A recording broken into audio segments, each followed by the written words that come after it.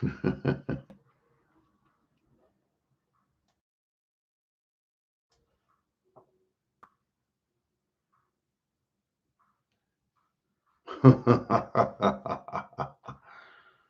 wonder if the humans can hear me. Probably not. I wonder if there are any humans left. Probably not.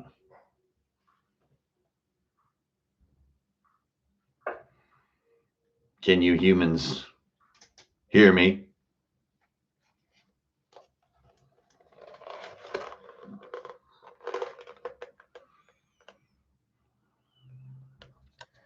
Launch the signal drones.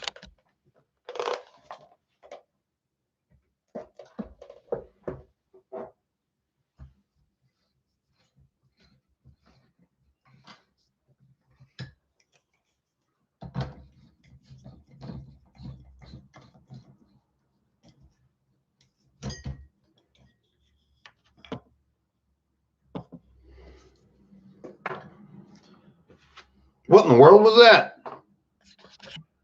Hey, everybody, greetings. Welcome back to Runehammer. Time to turn on the lights. Oh, that's a little more better.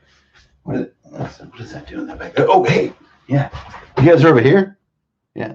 Greetings. Whew. Welcome back to Runehammer. This is Drunkards and Dragons. My name is Ingrid Bernal. Hankrin Fernale here. Dear God, I'm bathing in nuclear fire, just like when the Project Monarch tried to kill Godzilla. Try is a generous word in that case. Greetings, everybody. How you doing? Happy Friday. We're gonna getting we using the royal we. We're getting organized here. How you guys doing? Welcome. This thing it's too bright. It has to go behind there. There we go. Now I look like an ex-con. Hey, everybody. Welcome back. It's Friday night. Oh my God. It's April 9th. What does that even mean? What's April 9th? It's not Earth Day 2. It's almost Runehammer. April 10th. I hope everybody can hear me. Hello, everybody. Hello. Hello. What's going on? Hello. They probably can't hear me. It's probably better that way. Anyway, it's been a great afternoon of drawing. A few of you have been following me closely as I've been endeavoring and embarking on new artistic journeys lately. So holla holla. Yama peoples. Yeah, here we are. Ooh, look at you can't see my shirts anymore. Wait, there's a hoodie on the door. Damn it. The set person is fired. Anyway, hi guys. It's time to loosen up a little bit, chill out, because it's time for the Runehammer show. Welcome. We're going to start doing things in an analog fashion. Rupert is going to become part of the show. I also have these, which are going to become part of the show. Nothing strange here. This is just, I'm going to improve the way that I'm using verbal communication with my appendages. Anyway, hi guys. 5 years been in business, and more than 6 been just doing this silliness, tomfoolery on YouTube. Hello, everybody. Welcome. My name is Brandon Gilhelm. I'm here on Runehammer, and we got a few topics that are not garbage. The rest are terrible. That's enough of that dramatic introduction. Oh my gosh. I don't know what that was. I think it was just a glitch in YouTube. YouTube keeps having different transmissions, especially those from deep space, interfering with different channels these days. Hi, guys. The more notes you have, the smarter you are. So let's get it done. Campaign update time. So, hello, everyone. Yeah, look at that. So, as you guys know, I'm just finished session 3 of our Old School Essentials campaign. This one, we had complications because the world is complicated now, so we had to play outdoors. So we actually started in like a picnic table style. We had some PBRs and a cooler. We kicked it on a picnic table, one with a porta potty nearby, I might add. Smart tip there for dungeon masters. So we were going to play outdoors. The wind became a serious issue, but before the wind was an issue, and we also took shelter for the second half of the session, we played just over 5 hours on Monday night. So the funny thing, though, is I've had longer sessions, or wait, shorter, Longer sessions of game time in shorter amounts of real world time, longer amounts of real world time with small amounts game time. Did that? Yes, there it is. Also known as combat. Cheers, everybody. Okay, so what happened is these guys got themselves down into this sort of reliquary situation. There was a reliquary, but there's a tunnel that they had to take. So you know, I talked about this in the last report. So they go down there and they hear croaking sounds, and it was fun because we had to skip a week. So I was kind of just like taunting them with texts about like hearing croaking sounds like a week before the session. So then they go down there and they're like, oh my God.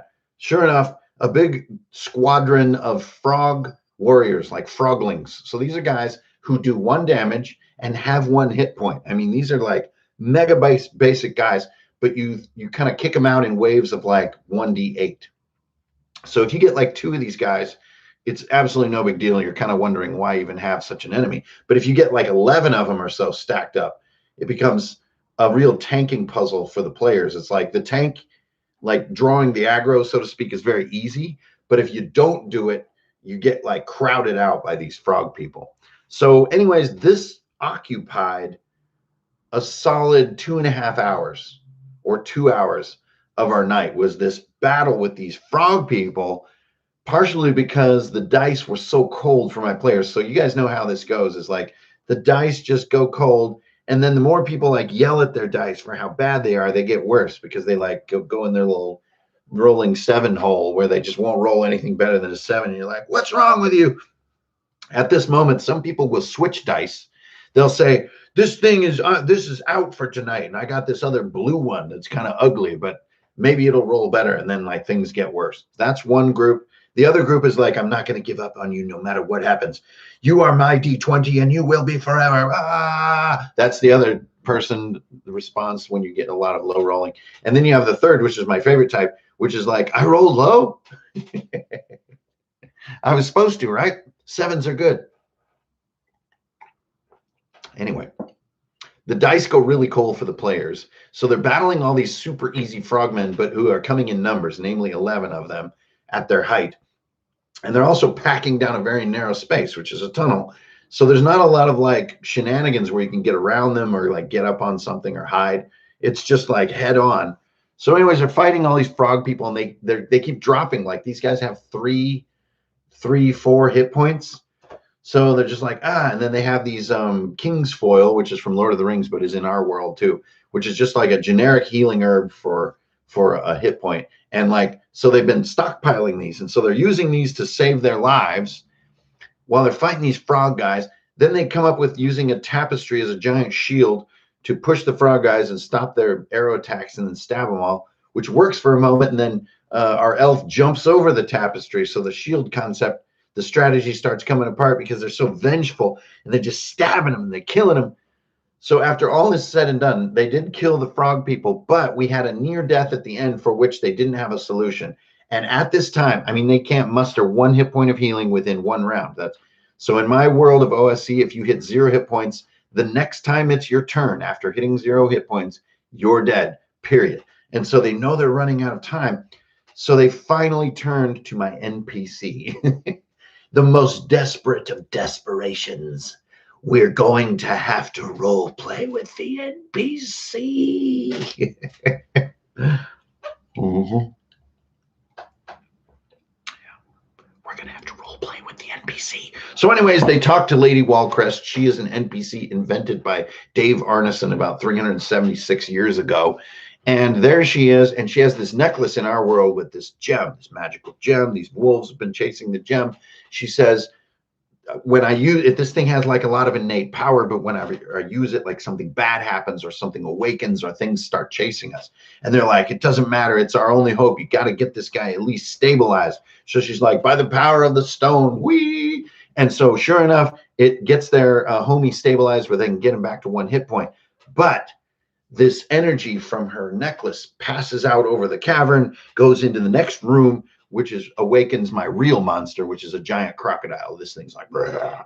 So this magic of these gems always comes with something bad going to happen. So the first time she uses it, boop, she wakes up the boss We got a boss timer. Things coming in the tunnel. They're barely finishing the frogman. Then they're trying to get the wizard to hide in a closet so he can sleep and recover a spell. So they're all basically rolling for guard duty because they pulled back and eluded the crocodile for a matter of hours, a couple hours. Then we're coming near the end of the session. This is 4 hours of play. They finally just say, no, like there's a classic moment and somebody said, things said during D&D hashtag, which is like, you guys, we're just going to run. we're just going to freaking run. There's this huge cave, 2 lakes. The crocodile passes between the lakes and they just blast across. And we have one chance for the crocodile to get a nat 20 to National Geographic up out of there and just friggin' deer snatch that halfling, just yatta. So I go for the natural 20. I don't get it. So they run out of the cavern up into Bramswald, which is the town in Blackmore that they're trying to take the lady to. They get breakfast at the tavern. Dwarven breakfast is apparently a block of cheddar cheese with 6 eggs, and it's called a Bram Slam. D&D. Damn, you're good.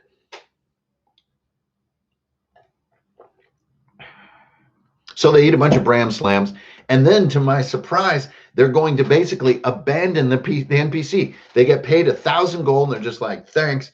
And they're just like, let's go west. Let's just like cruise out of here. This girl's crazy. She's involved in some crazy magic stuff. Then I sat through I swear, 70-minute negotiation, 70 minutes, where the players are negotiating and arguing if they're going to stick with her and get paid the coin because she's going up into the mountains to find this mine, or if they're just going to break off and just go dirty job style and like find some other village that needs saving from goblins or something completely unrelated. And these may not sound like equal sides to an argument, but it was a deadlock, totally evil or equal and evil, but also sort of low key. It was like a slow discussion. It was fascinating. Then they turn around from their original decision and they decide to stay with her, not because they think it's like where the quote so-called storyline is going, but because she seemed to have the most coin. They know that coin is experience, and so they chase the treasure. So that was the session. We called it right there as they were equipping in the town. We were buying a bunch of equipment, basically spending almost every gold they had. They had to do the thing where they're loaning each other gold to get plate mail, to get a shield, but all the things you do at the end of session 3, we got pretty good timing, feels good. I think the only thing to talk about, like Runehammer craft mindset, which is what I always talk about on here, is being careful with coin. And let me bring this up a bit so we're not so. It's because I have my. How about that? Hey, ain't that nice? Hey, how you doing? I'm a damn skeleton. All right. Anyway. He's a good boy. He's a good boy. It got his own money. Don't need to buy no treats. Got his own money. Anyway, yeah. So they do a bunch of shopping with all the gold, and it was beautiful to see. They get a suit of plate mail. I remember way back in the day that like we didn't have plate mail in the beginning, and then we finally got it, and it was cool. And that has been so long ago and so basic, I've forgotten the joy of it, I think, to be completely honest. And I think that these guys just rediscovered it, like for me in a way. It was super dope. They finally had enough money to get a full suit of plate. They understand like having a high armor class on one character and getting them out front. And like they're getting this stuff. It's so cool to see it gelling in comprehension, not just in momentary stuff. Anyway, big shopping trip. Then they have to go up these super steep mountains to this mine. There's going to be some winter action, which they sort of requested before the campaign began, that they do some wintry stuff and some undead stuff. So there's session 3 in the bag, several beers consumed with a mild hangover, and sitting next to Sutton's up there, next to some of the dopest urban ruins in Philly. Anyway. Yes, that was session 3. So now I'm coming up on session 4, and I'm not going to say shit. I got my notes over here. I think I know what we're going to do. That's it. That's bullet number 1 for tonight. Hello, everybody. 125 of you knuckleheads hanging out here on Friday night. Greetings. Okay, now I have not been looking at comments, but everybody is welcome. Hello. Because I'm trying to get through. I got these things here. Look at that. Runehammer. Look at that. 5 years. 5 years ago. But before we get to that, I just want to stick to the main topic here, which is like being a good DM.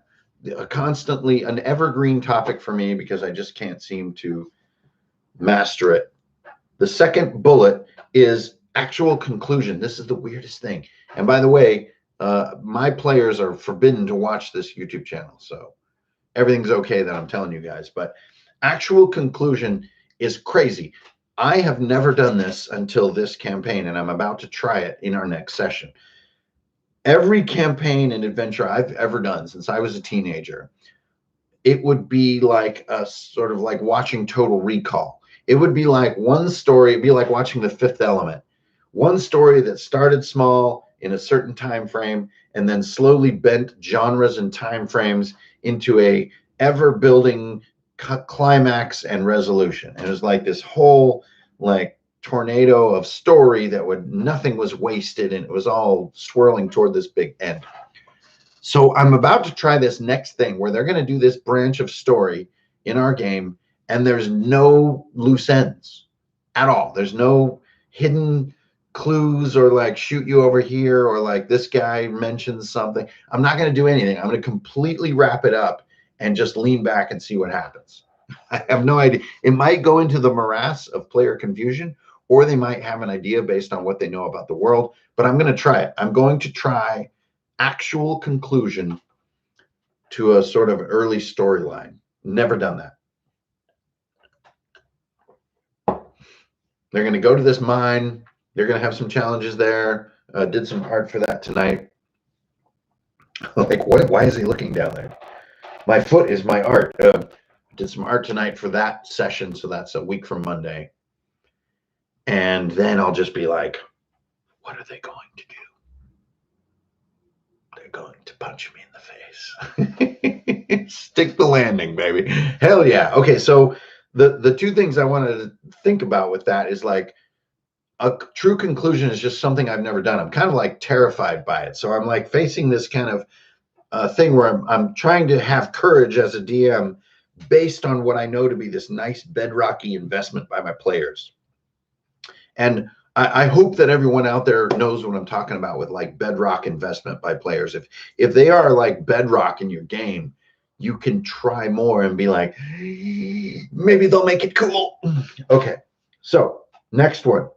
This is just bullet points that are things that we talk about on Runehammer. It's just like watching Jimmy Fallon where they're doing like, you know, Sylvester Stallone is arguing with Bob Dylan in a bit. Yeah, that's what they call it, a bit. Except I need transition screens and a crew and the Roots crew and Questlove and that announcer guy in a suit. Moving on, the next bullet is morale, my favorite stat in Old School Essentials. It really is my favorite stat. And you can, you know, I'm always pecking at this like monster AI challenge. But, you know, various GMs, people that I know and love say like, you know, doing AI roles is too restrictive and sometimes it doesn't make sense. And I don't want to do that. I know what my monsters should do and stuff like that. But I got to say the morale role in Old School Essentials is really nice because you can modify it by monster state. So they can be in a high morale state, which means they're closer to never giving up, or they can be in a low morale state where they're like scared.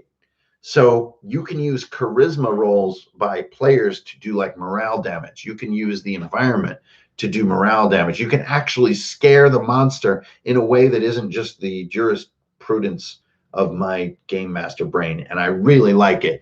I've forgotten it most of the time so far in 3 sessions, but I've used it like 3 times to, you know, check like they're getting more scared of you. Do they give up? It's such a cool question to not just put in your emotional response to your players, because that's usually positive if you're like me. Okay, anyways, morale is super cool. Moving on. This next one is about being in business for 5 years. This is some like sentimental shit. So before we do that, we're going to skip to the bottom and keep getting things done. And you know, I also need I don't just need the Roots crew right over here, the legendary Philadelphia Roots crew. I'm also going to need Mixmaster Mike and like a choir, a small Baptist choir right here, and 3 Gregorian monks. And then we will be able to do the transitions on the show in the way that I have visualized them. But until then, you're going to have to dislike this video. I got so many funny messages, by the way, about disliking my videos. So please feel free to thumbs down this terrible experience. And raise them if you got them. Tomorrow is a huge day. It's insane to think about. But thanks to you guys. Okay, we're not going to get into that yet. We're not going to get into that. We're going to talk about the VTT now. It's time. My man Glocke. When you're like saying basically almost all European religions and pronunciations, like don't ignore letters. Unless it's French, then ignore almost all the letters. Anyway, my man Glocke on the forums has taken up the mantle of my man Kriba. Both of them are badass shield warriors who came forth when I proposed an idea to make a Runehammer themed virtual tabletop. Now, the most famous one out there, Roll20. We also have Fantasy Grounds. We've got Astral, which is kind of there. There's Owlbear Rodeo, which is fantastic. You should check that out. And a slew of other small ones. We're trying to manifest a certain vision with the Runehammer virtual tabletop, which is like, instead of using maps, using concept art. And so if you guys go and look on the Runehammer forums or just search around, ask some people who are involved with it, it's basically a virtual tabletop that doesn't think in maps. It thinks more in images and a lot less features, but you get your dice rolling, you've got music, you can see your players, which dice they're rolling, you can move your tokens, resize them, change them, multiple maps with different stuff. The things you guys need to run dope games online, you can do in here. Yeah.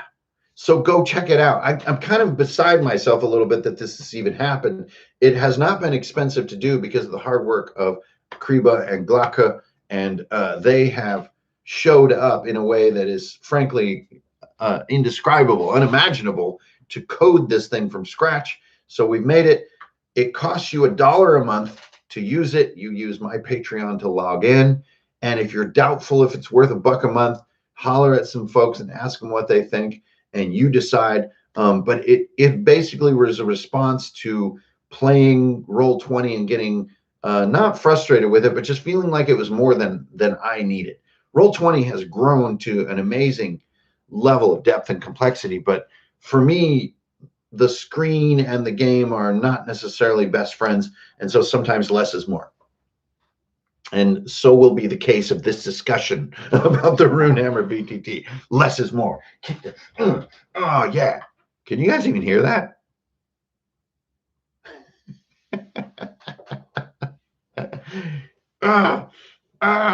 Yes. I need a control booth person who tells me if anybody can actually even, like, am I okay? No sound effects volume. Oh, okay. Well, I'm drinking this wine, Storm Point. Amazing stuff. I'm drinking it. Cannot hear the jams. That makes this entire thing so much better. So very Runehammer. Okay. Whew. Got that RHVT bullet out of the way. So let's just stop talking about that. I've been just like chewing you guys' ears off and have not been looking what you're saying yet. And before I do, I've got one more thing to talk about. And it's sort of something I talk about all the time. So, well, yeah, I've been every once in a while out in public, I'm like doing something weird, like drawing. So I'll be like drawing in public feverishly, like drinking a beer. I'll just be like, it's got to look like the Winter Soldier, only not so much like the Winter Soldier that people think I'm a fan of the Winter Soldier. Ah, yes, I know what to do. There we go. Okay, shit, looks exactly like the Winter Soldier. Anyway, let me change the hair. Shit, still looks like the Winter, but looks like the one from the show instead. Why couldn't he be the cool, long-haired, gas mask wearing Winter Soldier? Why did he have to be the short-haired, I'm about to start a family Winter Soldier? I'm not happy. I'm not happy with it. Thank you, the Flickering Torch. Thank you, Benny. Let's not start this congratulatory shit yet. Don't you start with me. That's the second part. That's when we're going to get some whiskey. I wanted to talk about what has happened in these 5 years. So not necessarily just, as a hobbyist and stuff, but I think it's a relatively novel case to talk about this sort of weird ignoramus kind of path that I've taken this 5 years. And I was thinking about it, like how I sort of got to this point of generosity with all you guys, that it's just like working. And I'm just like, I don't know. So I tried to figure that out and like come up with like axiomatic thinking. I like to imagine that when you're at the table, it's like driving bumper cars with your friends, right? Have fun, bump back, give a little bit of that, shimmy, shimmy, drop back, pull forward. What I mean? But when you're alone and you're doing the hobby and you're a dungeon master by yourself, like in your lair of sadism, it's a very axiomatic way of thinking. You don't think about other people. You think about what your like undeniable truth is at the moment. Like, wouldn't it be cool if, or like, I'm gonna. So on that front, for me, this is one of them, is that doing in life is greater than the outcomes in life. Is that the doing of things is really what it's about. And I think every once in a while it gets confused because of the way that we're communicated to in our daily lives by humans and digital sources, but thinking that the outcome is what we're working on and not enjoying or focusing on the doing. The doing really is, in a lot of cases, thankless. It's somewhat, there is no reward. And anyone who's ever worked a job knows that the real truth of the job is this 90% that no one ever sees that you're doing. And like, that's the real shit. Like, that's the doing of things. And sometimes if that's sort of miserable or difficult, then the outcome can seem like the goal. And that does make a lot of sense because of our current work demands on us in life. But I think that deep down, when you want to look at like the things you enjoy the most in life, it's the doing of them, not their outcomes. It's just like going hiking is a lot of times better than standing on that summit of that weird rock so you can look at that, strange old ruin of that railroad thing down there with like there's a golden retriever on that. Hey, look at that. Anyway, details. Whoops. But the hiking is something more fun. So it's like the doing of things. That's just something I was thinking about today, is like this 5 years as Runehammer, I have not really been thinking about the outcomes at all. I've just kind of been like, it's just like Joker says, I'm like a dog chasing cars. I don't know what I would do if I ever caught one. I hate quoting the Joker, especially the Heath Ledger Joker, because it's so freaking dark. But at the same time, so logical. Okay, moving on. By the way, DC's horrible. Stinking Joker, luring me in and making me a fan of DC with your awesomeness. I rebuke you. All right, next up, people are better than customers. This is a big part of the Runehammer philosophy. I don't even need to say anything. Just people who are individual people, knowing them on their own terms is way cooler than having customers.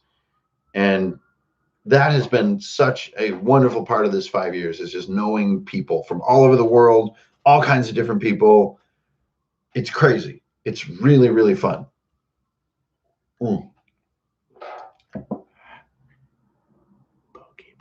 Okay, next one. Commitment over doubt. Oof, I don't know what this probably meant a lot while I was sitting there like sipping on mezcal.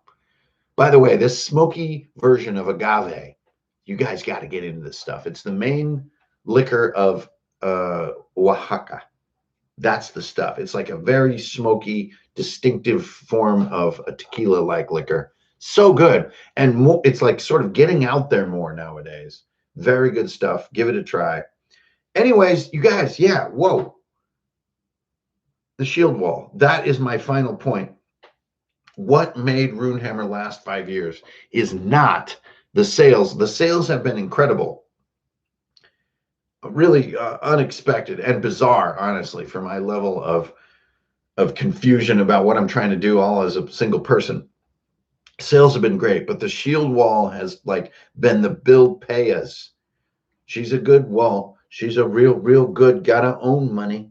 Like this shield wall has its own money.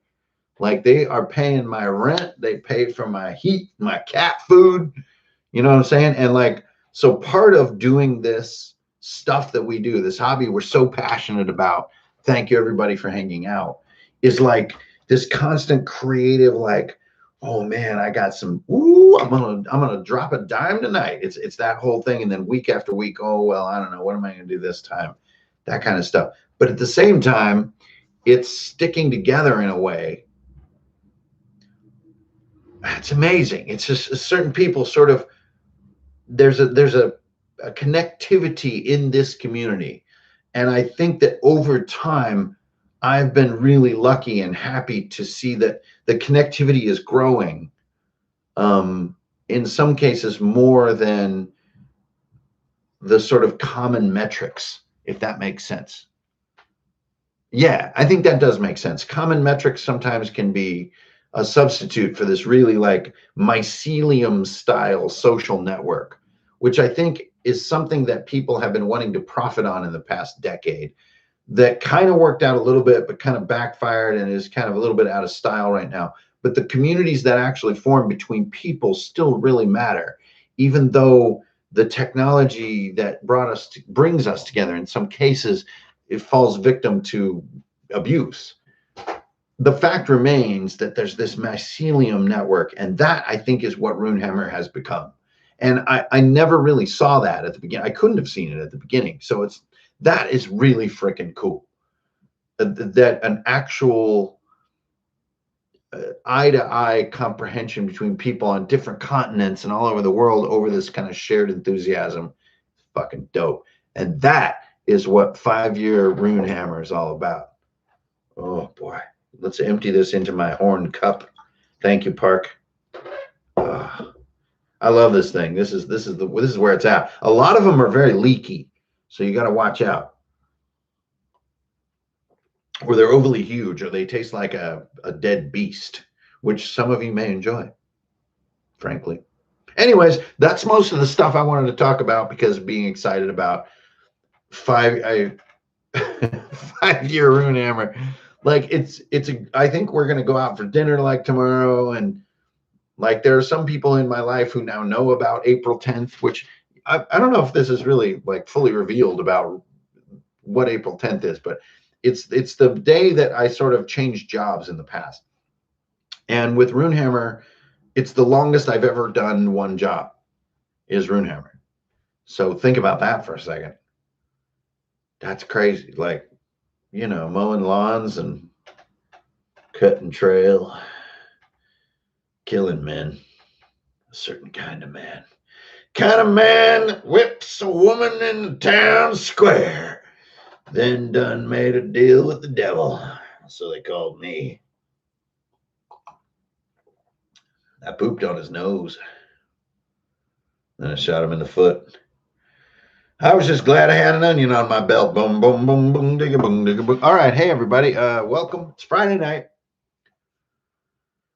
Whew, I'll tell you, stuff goes right to your brain. Anyways, that's most of the stuff I want to talk about. I wanted to tell you guys the status on the OSE campaign. I'm preparing the next session, but I don't want to give no spoilers even to you guys. That is right up in there. You know, if I'm drawing maps and stuff, it's probably little mountains that look terrible. That is the near future. We're going to, actually, that's the final thing to talk about with the sort of GM topic before we're just like mind blown. What day is it? Friday. What's everyone thinking about? Is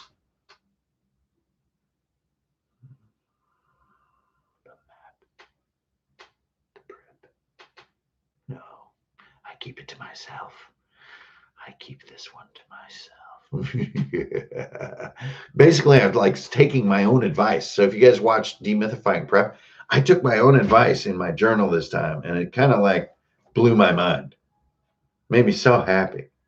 Oh man, snow, you got trolls, you got dwarves, you got a mine, you got gems of coot. Anyway, whoo! Hey, Sinistar 742. Yo, beware, mortal. Probably one of my all-time favorite arcade games was Sinistar. So welcome, Riley, Drew, Lorenzo, my man Cyrus D. Always in the spot. Pran Wan Ta. right in the gut. Christina Cooper. Why y'all stabbing me? Why y'all stabbing me? I hunger. Keith. Keith is my brother from another mother. I don't know why, because he's too giant for it to make sense. That could mean that I'm part giant. If my brother from another mother is a half giant, that makes me a quarter giant. Oh my God. Studio Johnny Q. What's up, dude? I recognize you. I see you. Okay. I was just like zoning out on Starships and Steel there for a second. I think I'm a quarter giant. This is why, I've got this weird reputation, and those of you who have met me in person know I have this weird fascination with super tall people where I become attached to them. I'm not even kidding or exaggerating. This is an actual thing. Like people who are over like 6'4" just fascinate me, and I just start talking to them, and I'm like, I'm on that. I'm like all about that. I'm on that like a hat on a monkey. You know what I'm saying? Like a fez on a gibbons.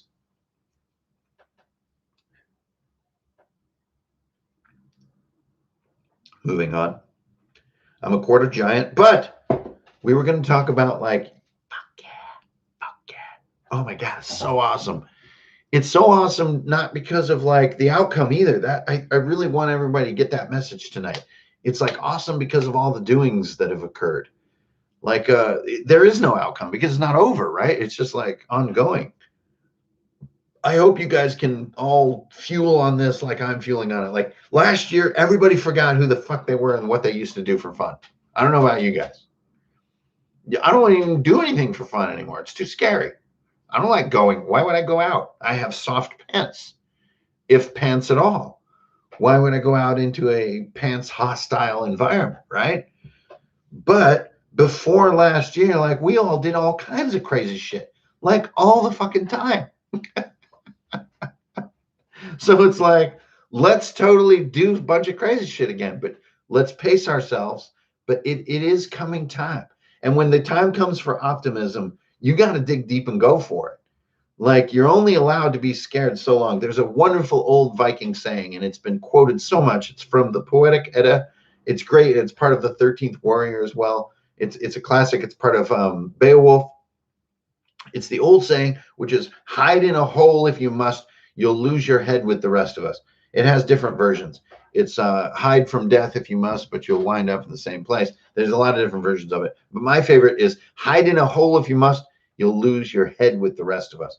And I think this is a beautiful saying about attacking life and living, because even if you try to mitigate everything, you wind up kind of together at the feast at the end of whatever all this stuff is. Now, it doesn't mean be reckless, because you still got other people to think about.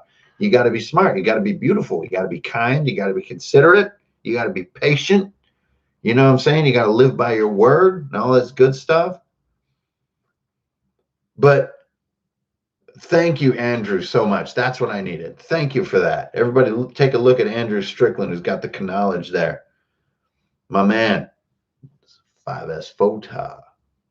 Or is it S5 Photog? Photog 5S. I drive my 505S Photog 5S. You want a bike for Gabrielle Valley? It's the best. I roll in San Gabriel to the Rose Bowl. I'm chilling with my homies in LA who know. We said we're going to go have a barbecue. I said, what kind? They said Filipino. Anyway, what's up? Hi, guys. Friday night. Runehammer here. Kelly Sputter. Okay. S5 Photog.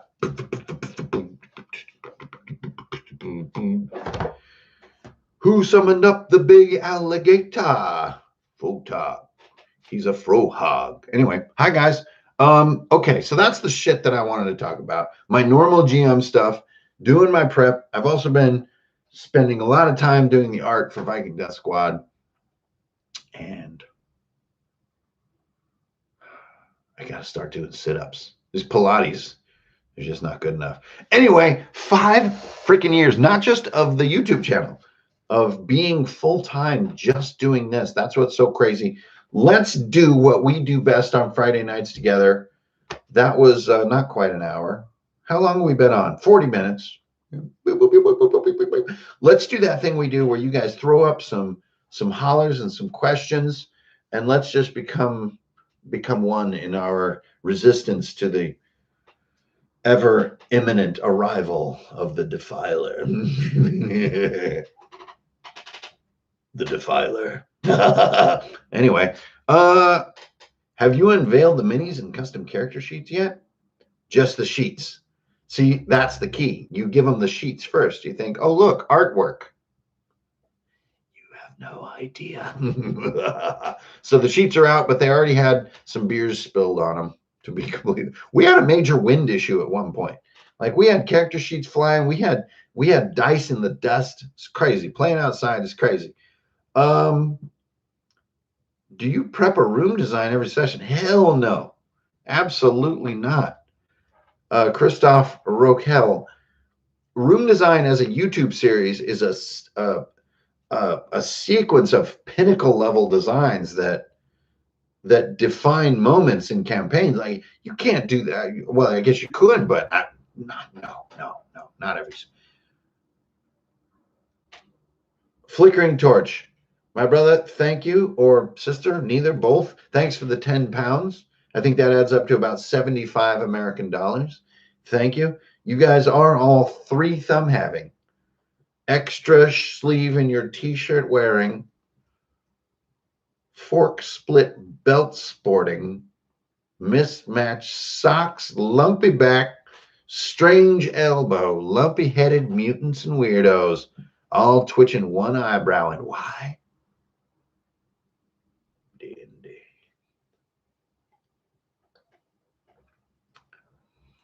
What's up, Park? And y'all, you know what? D&D has become a power word now. We've gone past the popular part. I don't know if you guys are feeling this. We kind of crested the popularity thing, the wave, and now we're coming into, like, D&D is like a thing to be evoked. It's like 9-year-olds listening to vinyl records in 1962, just like it should be. Terrifying to adults. D&D is such a ghost to conjure. I'm buying a car the other day because, damn it, I haven't had a car for ages, I say. So I'm in there and I'm just like, I don't have any money. Fuck, help me out. So, okay, let's do this thing. And then I'm like, somehow, before I know it, we're talking about D&D. Shit. And then, like, yo, this question comes up. Hey, you guys watch anime? We're like, oh, fuck no. Fuck no. Yes, we watch anime. Oh. Woo. Anyway, that's how shit is nowadays. Yo, Jorge, what's up, man? Thanks. 14 Mexican dollars. I think that adds up to about 322 American dollars. Cheers. Oh, hey, Sean, what's up? Yes, I have been. Will the magic rules be included? They are, and they've been rebuilt. They're better. Although Cyrus and a few others know about playing the old ones, and there's actually a lot of neato that goes on there. But yeah, we got a better version. I freaking love dice pool systems. PH, yo, check out Viking Death Squad. Where you at?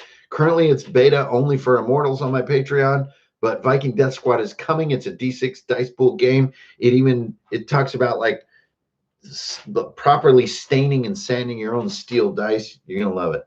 How's the food drive going? Nathan Palmer, thanks to you guys on YouTube, I'm now steady rocking $1.25 a month to Phil Abundance, which is the food bank here in Philly. That's $1.25 a month, yo. That is 250 meals for people who are having a hell of a time and want to feed their families per month. So, like, we're killing it. We're taking care of a small group of people, and, like, that's the shit right there. So keep it coming. How do you make friends when moving to a new city? You don't. Nolan, thank you for the question. That is an intense question, but you really don't. What you do is you gotta, this is another thing about doing is it comes over before outcome. Just like do the things that you do. Go do them. Out in the world, at home, whatever. Just be yourself. And if you just keep doing that, you tend to bump into people.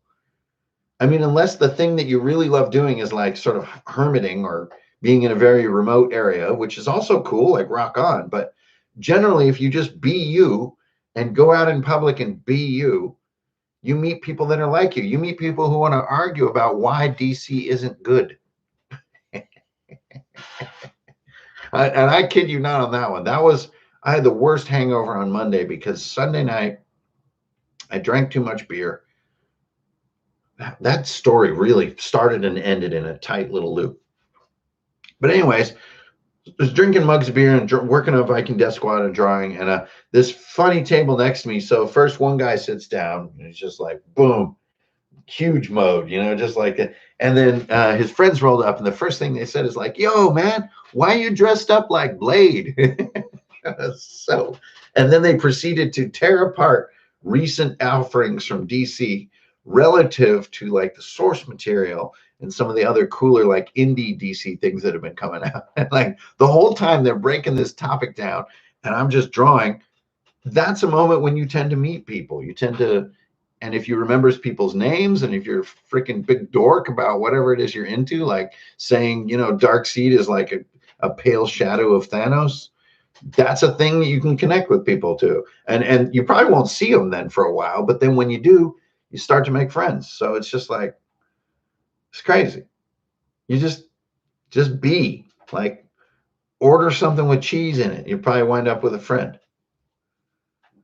Yo, thanks, Christoph. What's up? I love that hairdo.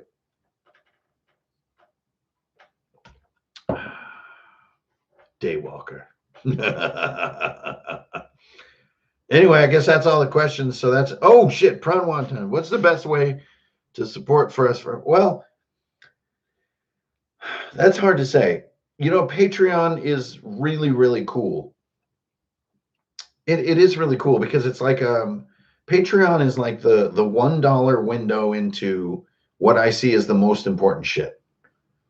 So I guess that $1 a month is the most exciting way to support me, like to make me want to try more risky projects like Viking Death Squad. You guys got to realize I'm spending fucking 3 to 5 hours a day just doing the art for Viking Death Squad, not even doing the book and stuff. Working on, by the way, Swordfish Islands sent me their books. Oh my God, their quality is exactly what I want for Viking Death Squad. They are amazing, by the way. Go buy everything from them. Swordfish Islands is the shit. They are kind of what I aspire to be. But what's the best way to support me? My goodness, I don't know. Probably as a human being, not monetarily. Probably just do cool things, do your hobby, and talk to me about it as a person, one-on-one, whether it's Instagram or email or Facebook or whatever. Facebook's the worst one, honestly. Facebook is just a rubble pile at this point. But I love just talking to individual people because they're individual people, and so am I, rather than the whole commodification aspect. So I guess that's my answer. Be my homie. That's the best way to support me. I've shown ICRPG to a bunch of people. Okay. Including larger people. Larry Correa is a very large person. That's cool. I'm curious. Has he ever reached out to you? No, I don't know Larry.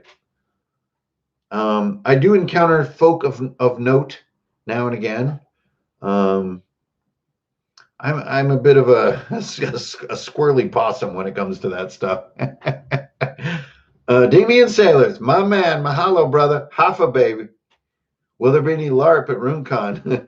Every second we'll be LARPing at RuneCon. And you can take that to the bank. Yes. Sharakan Mont. Oh man, I love arguing with DC people. It's beautiful. George Cummings. Thank you, dude. That is amazing. Thanks. That's $50 American, which for me translates to $20 American. Thank you, brother. Or sister. Probably brother with George. Probably George. You guys, I'm so happy. This is awesome. Ever met Perkins? Nope. I have not. Yeah, I'm not a celebrity person. I'm a real squirrely possum with that stuff. I don't know. Do normal people like want to meet celebrity people? I don't know. I don't want that. I just like meeting normal people because they're people. They're like eating Wendy's like I am. Like fucking Wendy's. I'll get you. Anyway. Okay, Riz, what's up? Oh, son of the Black Sword. Well, that's certainly ominous. Cyrus Draken, when will you be on It's Always Sunny in Philly? I feel like I'm on that show every freaking day. The comedy in that show is not what you think. It's more. That is the weirdest like city summary show. That really is the most realistic show that there is on television. It's actually so realistic that real life is just like slightly beyond it, but only because of rubble piles, trash in the wind, an absence of lane paint. Well, basically dirt roads. All of Philly is paved with dirt and craters. Got any role-playing model? No, I don't. I really am grew up on Larry Elmore. I grew up on Frazetta. I grew up on, I don't know.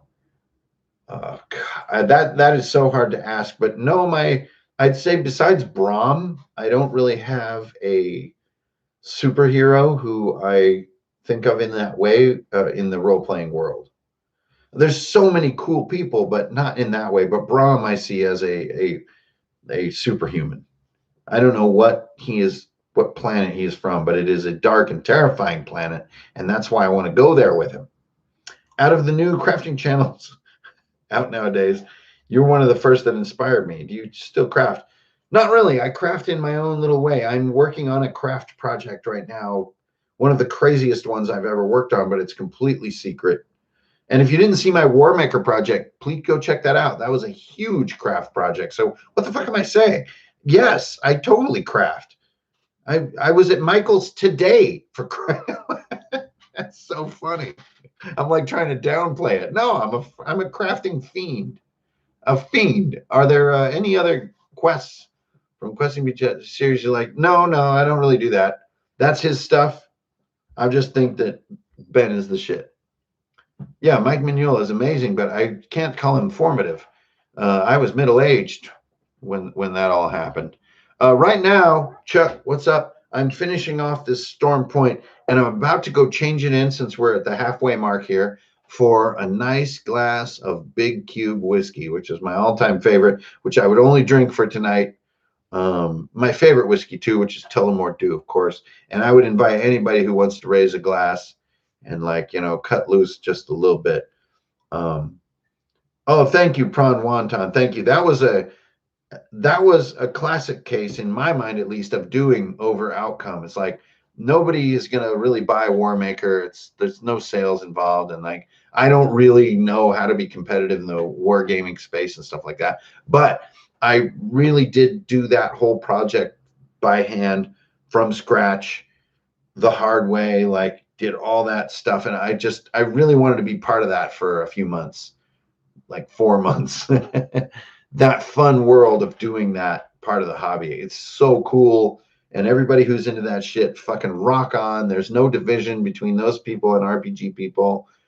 That's like, that's all bullshit. It's fucking dope. So that's what Warmaker really was about, was just having fun. And making a book and making art out of what I was doing is how I sort of motivate myself.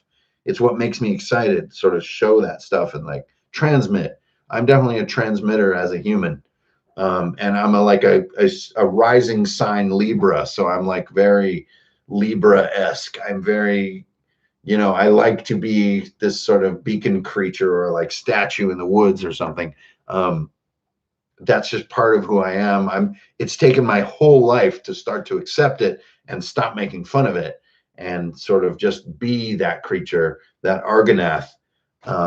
And that's where we're at right now. So I think it's the biggest thing that I've learned in this past year. And I got to send some shout outs, especially to my man Starships, who who's not only my giant brother, but told me to, if I'm going to tell everybody to stop using negative descriptions about themselves, he told me to stop doing about myself. Like, that's some good shit right there. So I have stopped. I am good at what I'm doing, and I'm killing it. I actually do it day in, day out, every day, and am at least competitive. So that's exciting. That's what today and tomorrow are kind of all about. It's Runehammer Day. It's like 5 years of this shit. It's really surreal, honestly, because last year was so hard for everybody, and it felt so uncool to be happy last year because there was not much reason to be happy. Survival is exciting, but to understand human grief and to care about human beings, it was a sad, and it still is. There's a sadness to it, but we can't. And it's just like when you have a great loss in your life, which I have, a lot of you guys have. You can't just be sad all the time, even though it's totally warranted. It's totally warranted. You still have to go find your happiness, let go of everything being, utility and being survival. And remember that there are things to do in life to survive, and there are also things to do in life to live. And like, they aren't always just the same. There's more for us because we're human beings. We're complex creatures. And I think that this recent experience has been a great teacher for us to remember some of these truths. Survival and living life are not the same. So sometimes you got to do one and the other has to wait. But if you don't live ever, you wind up only surviving, and that's just not enough.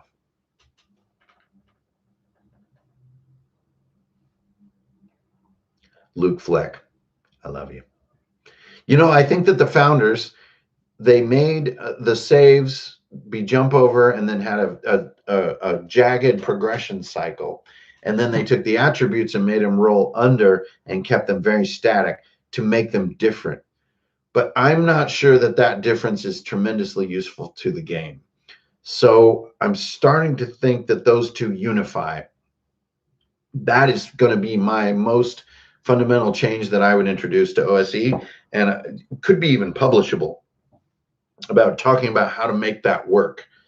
Because I do think that for players, rolling under your attribute as one key roll and then rolling normal, like over attack rolls, is the other. That dichotomy is beautiful to insert saves in there. And they have these weird specific text next to them that no one ever wants to read, like breath weapon and stuff. And I'm just like, what the fuck? Like, saving from a breath weapon is different than saving from a bunch of boulders rolling down a hill. Like, what? This is weird.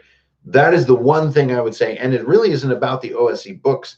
It's more about the traditional rules. But yeah, that's about where I'm at. Yo, DM Blair, what is up, dude? Oh my God. You guys, today is so crazy. And my old, anyway, Kinshella Customs. Oh man, making Malort. So a bunch of people sent me recommendations. Somebody said, you should make a montage of all the intros of all your videos. And I'm just like a montage of like 523 intros. Jesus. It's all mangoes and papayas. Like, it's all craziness. Drew, what's up, dude? Thanks, man. Happy 5. Hey, toast to you. And to all the blood, sweat, and tears that you've done in your own shit. Yes, man. Thank you. Yo, Matt, you knew? What's up? How would you suggest balancing simplicity and speed, player agency? Don't worry about that. I thought you said you were a beginner. And you want to immediately confront like one of the most nuanced components of the entire hobby. Balancing simplicity and speed with agency, character creation. Come on now, stop that. Don't make me crazy. Thought you said you was a beginner. If you're a beginner, make sure people are having fun, like stabbing a goblin with 1 hit point. Then we can talk about that's some crazy shit. Simplicity and speed, by the way, are vastly complex topics when you're talking about any form of conversation between humans, much less an RPG.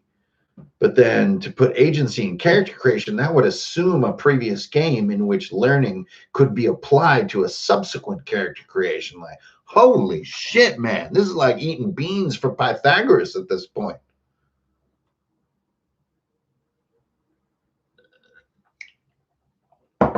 Me, I'm an Anaximander guy. I'm an Anaximander guy.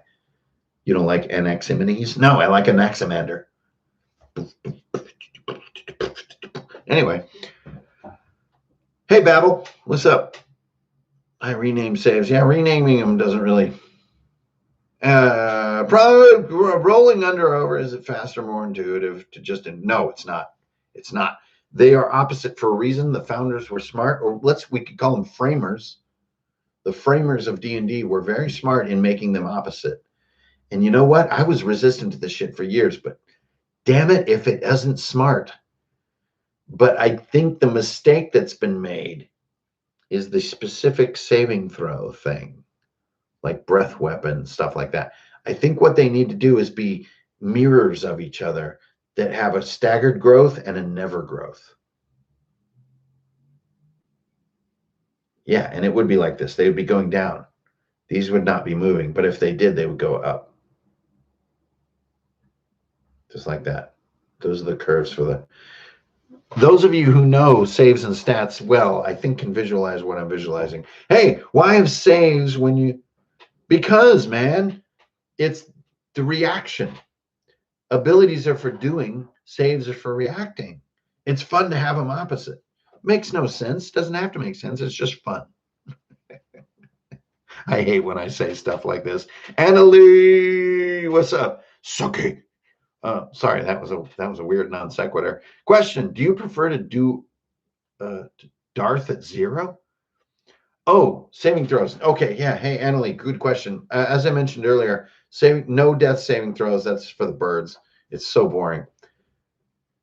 In our current game, if you hit 0 hit points, the next time it's your turn after that instant, you're dead. Period. So characters have to come up with a way to bump or stabilize or bump you to 1 hit point. But instant death when you reach 0 hit points is not fair. It's not fun. It's not cool. You always need an extreme, even if it's 1 turn by 1 player until they die, it's worth having. We had where our NPC went on the player in question. So it was arguable that NPC went before him because it was on his turn and then managed to stabilize. So, but death saves? Nah, it makes it all a joke. It feels like Castlevania, but in a bad way. Most of the shit in Castlevania is dope as fuck. We live in a fucking anime golden age, by the way. F-bombs, because this show isn't for kids. Pac Rim the Black, Dragon's Blood, and now Kingsglaive. Shit. You watch anime, fool? No?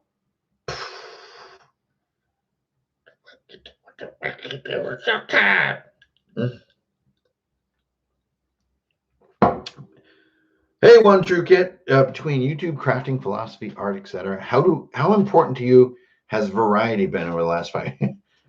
That's a cool question. I mean, it's vastly important because I have attention surplus syndrome, as many of us do. I am interested in a lot of shit. I managed to get a good education because of fortunate circumstances in my life and a lot of hard work. Probably mostly fortunate circumstances. Now that we live in 2021, it's becoming more and more evident that fortunate circumstances are what are leading people to get college educations, which is totally fucked up. But at the same time, understandable considering the origins of the education sham, institution.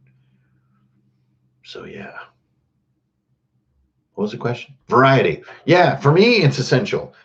If I don't do variety, I don't do anything. I mean, I am, I guess, arguably a spoiled person. I would happily be somewhat poor to continue to do variety, to see different places, especially, and meet different people. That form of variety is my favorite. Now, as far as like occupational variety, that can be fun too. But human variety and geographical variety, I'm an addict. I am the worst. I will sacrifice so much growth and stability to go see a new place and meet new people, because for some reason I think it's fucking beautiful. It's a beautiful damn planet, and it's populated by beautiful fucking people that I want to meet and hang out with. That's my shit right there. Okay. Whew. Best anime ever. Well, of course you have to put Akira up there, but it does get really slow at the end. Then you've got to put the second Appleseed movie in there because it's sick as fuck. Then you've got Final Fantasy Advent Children, which was just mind-boggling. Then you got to go back to Mononoke and you got to think, oh my God. And then there's my neighbor Totoro, and I got to think about him. Whew.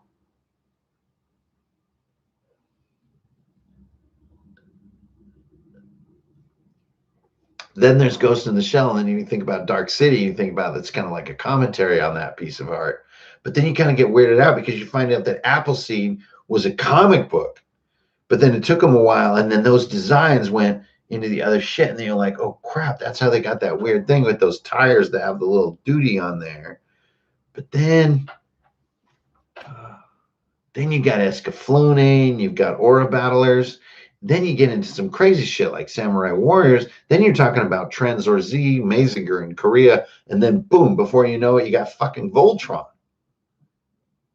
And then with Voltron, you're like, this is pretty cool. But then Battle of the Planets comes on, you're like, holy shit, they're not robots, they're vehicles, they're combining. That's fucking hype too. So I'm just like, shit. Then fast forward, you got things like Blame, which was crazy dope. And then, of course, Godzilla, which was epic as fuck, but also kind of weird looking. Then there's Attack on Titan, where you got all these cables flying around, but then you're like, this is kind of forced. And then it makes you think, like, this kind of feels like a ripoff of Mononoke. So you're like, fuck, I want to go back to that Mononoke now. And then you watch that weird one where there's like a giant mass of sand that moves through the ocean that's actually a whale, and little things live on it that are constantly crying. And you're thinking, like, this is too far into anime.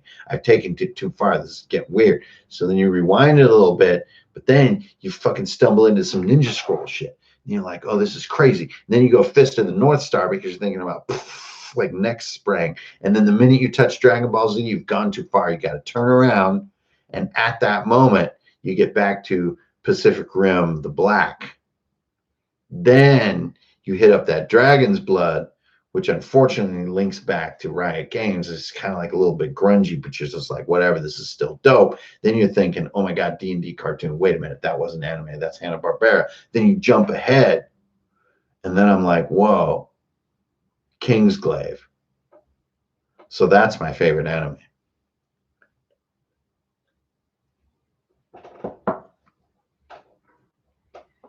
What are we talking about?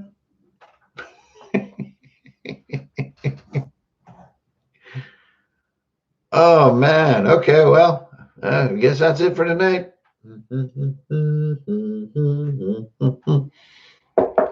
I'm all shook up.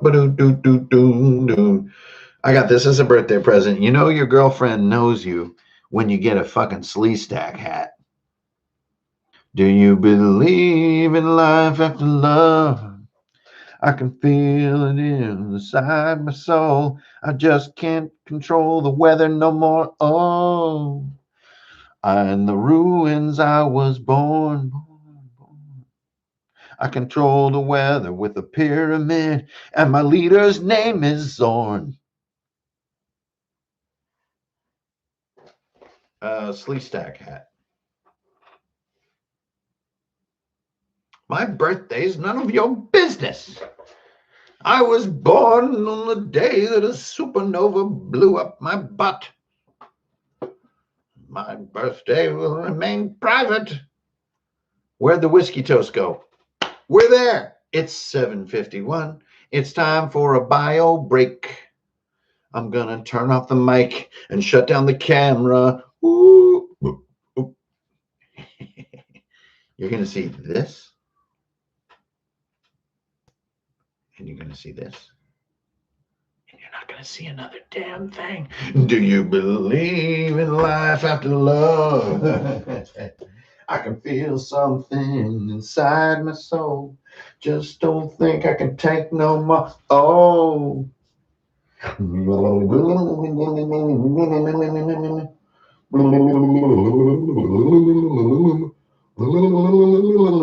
Okay, be back in a few minutes, guys. hang in there, and we're going to have a little bit of whiskey together. Do you believe in life after love?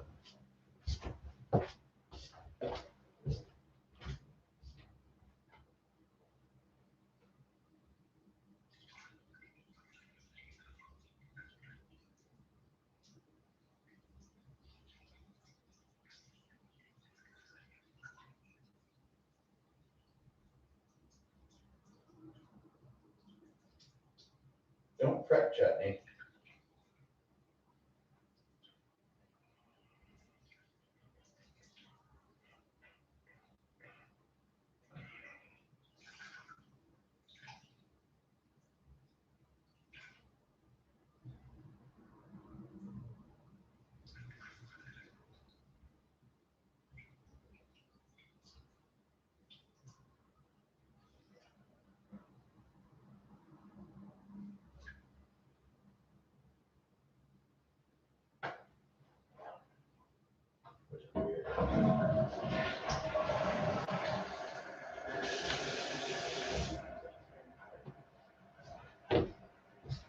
Hello, chutney.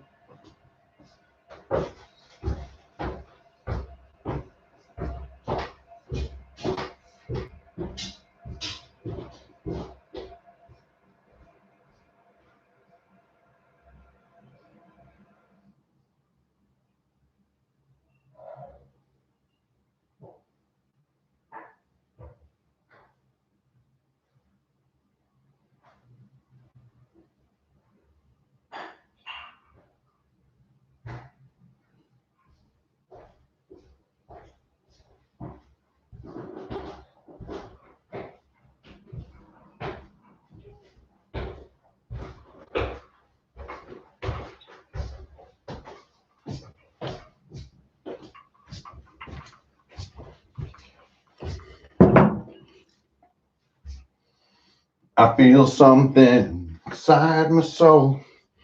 Just don't think I can take no more. Oh. Can everybody hear me?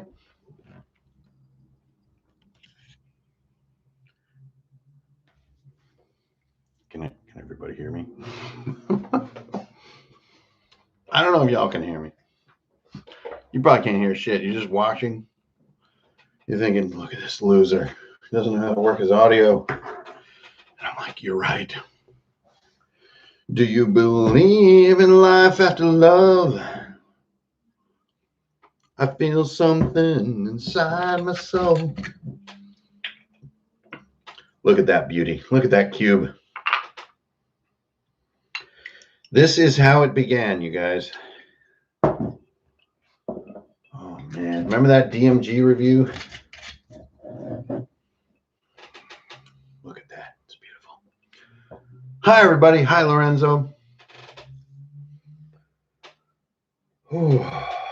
Hey, Drew. What's up? Any news on when we can expect the definitive edition? The master edition is trucking. I've decided to completely rebuild Warp Shell. There's like a... I'm so happy with it. I think it'll be end of summer, midsummer. I think it'll be 2021 though. I think it'll be this year. It feels so great. Oh my God. It's so weird. Yeah. Hey, thanks. Yo, good game, Frogman. Yeah. So there's a lot of countries that I'm working on getting. You guys, index card RPG is the weirdest freaking phenomenon ever. So crazy. Yeah, thanks, Erez. Man, your name is it's just not coming home. Anyway, cheers, you guys. Here's to it. 5 years of this, more like it's 6 years of this YouTube shit. 5 years of this stuff. Well, what's my brand? Well, it's of course.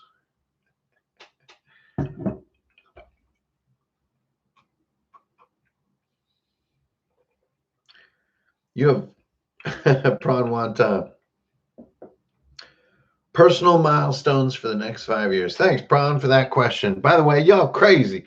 It's good to see you in here, my person. Man, milestones for the next 5 years. I'll tell you, I'd love to get a sailboat. I'd love to get back out in the ocean. You know, you guys have probably often heard me talk about my real last name, which has never been revealed really on YouTube, which that's how it should be. But basically, I am the descendant of Duke William the Conqueror, and these old Norman Vikings were sailors, and like it calls to me like rowing and all that stuff, having a weird gray goatee and like one leg and rowing and being out there and sailing. It calls to me, and I don't have like a cool explanation for it. It's sort of just a dorky. It's just a draw. It calls to me like wearing armor or like drinking mead and talking to people or watching jousting. It calls to me like trees, like woods, like trails. Like these things call to me. So in 5 years, I would also love to just be able to continue to do what we're doing. And I really want to get together. I really do. That is not a bullshit statement. I really want the community that has. I have to be delicate with how I describe the community of Runehammer, because it is not. It's around me in a way. It's come sort of toward me in its own willpower, and it's that willpower that I want to meet with and have fun with. I hate the word fan. I don't like. Even the word viewer is weird. Like I like the word reader, or I just like to know people by their names, really. I don't like labels for people because I tend to not fit into labels, and that makes me dislike labels. Thank you, Dale, by the way.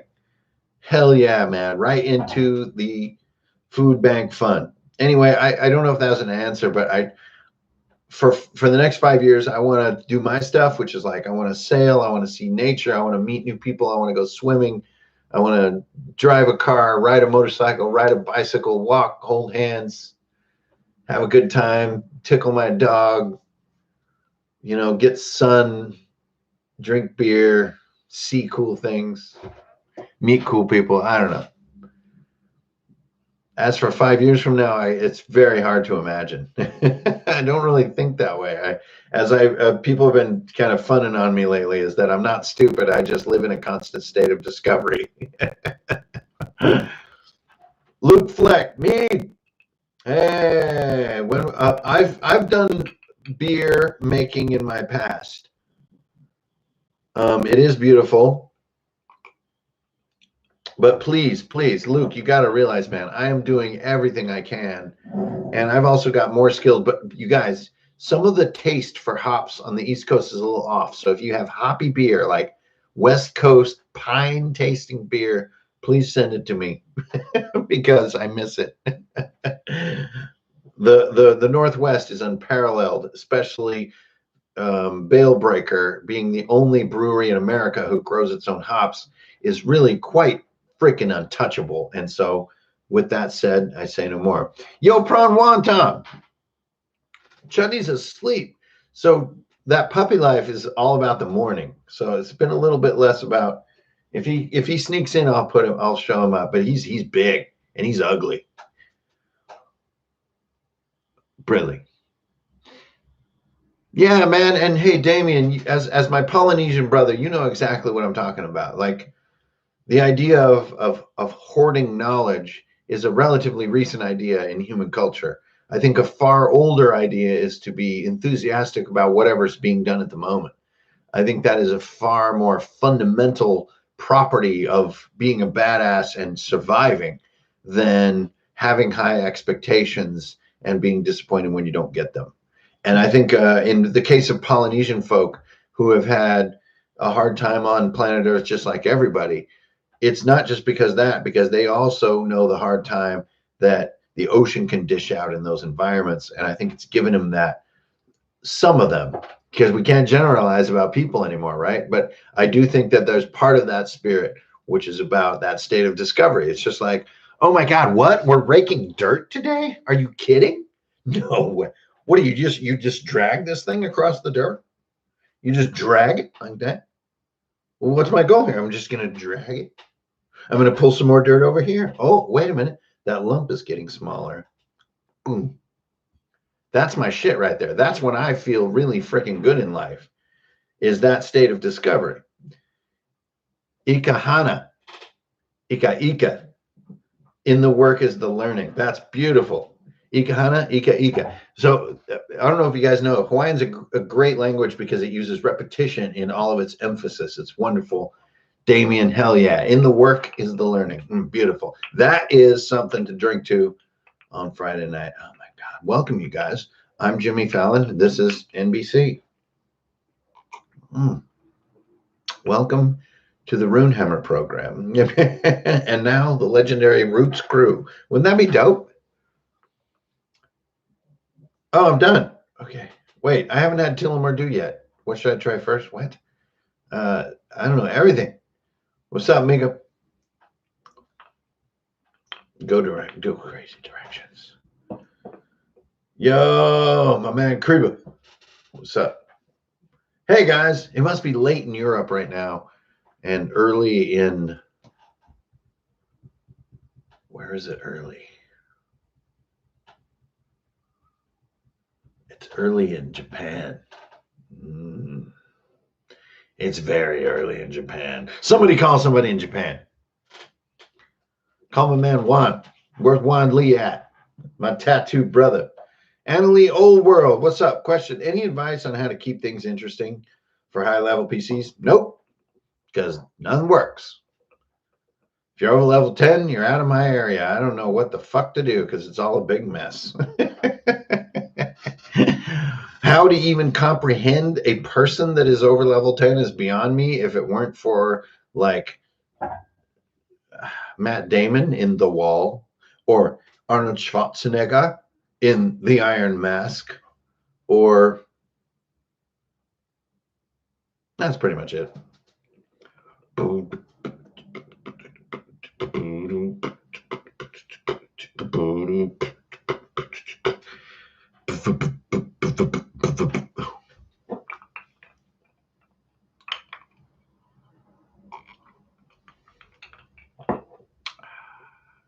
$3R1K.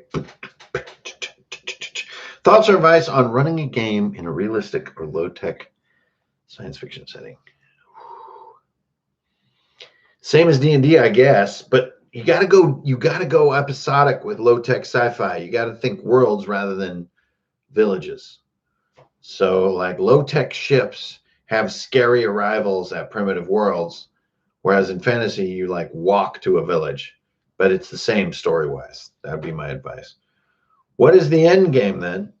For what? What's the end game for what? That's frightening. For Runehammer? Good God. I don't fucking know. I don't think about end game. Are you kidding? I'm a young man. I just barely got out of grade school. Ooh. This is probably the worst live stream that I've done in quite some time. And the badness comes from the whiskey. Anyway, okay, you feed your kitty kibble or cons?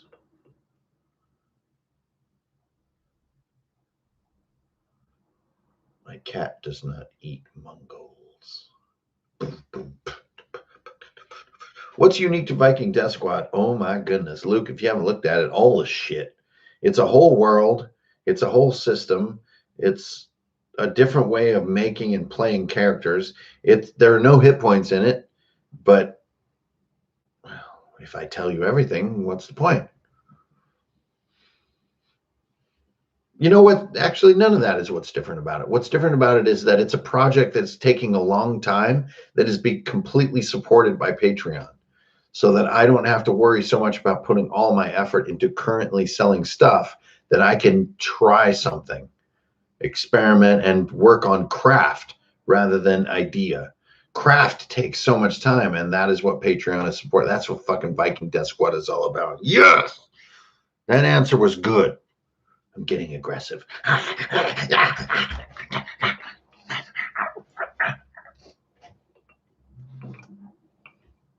You guys watch Psycho Gorman?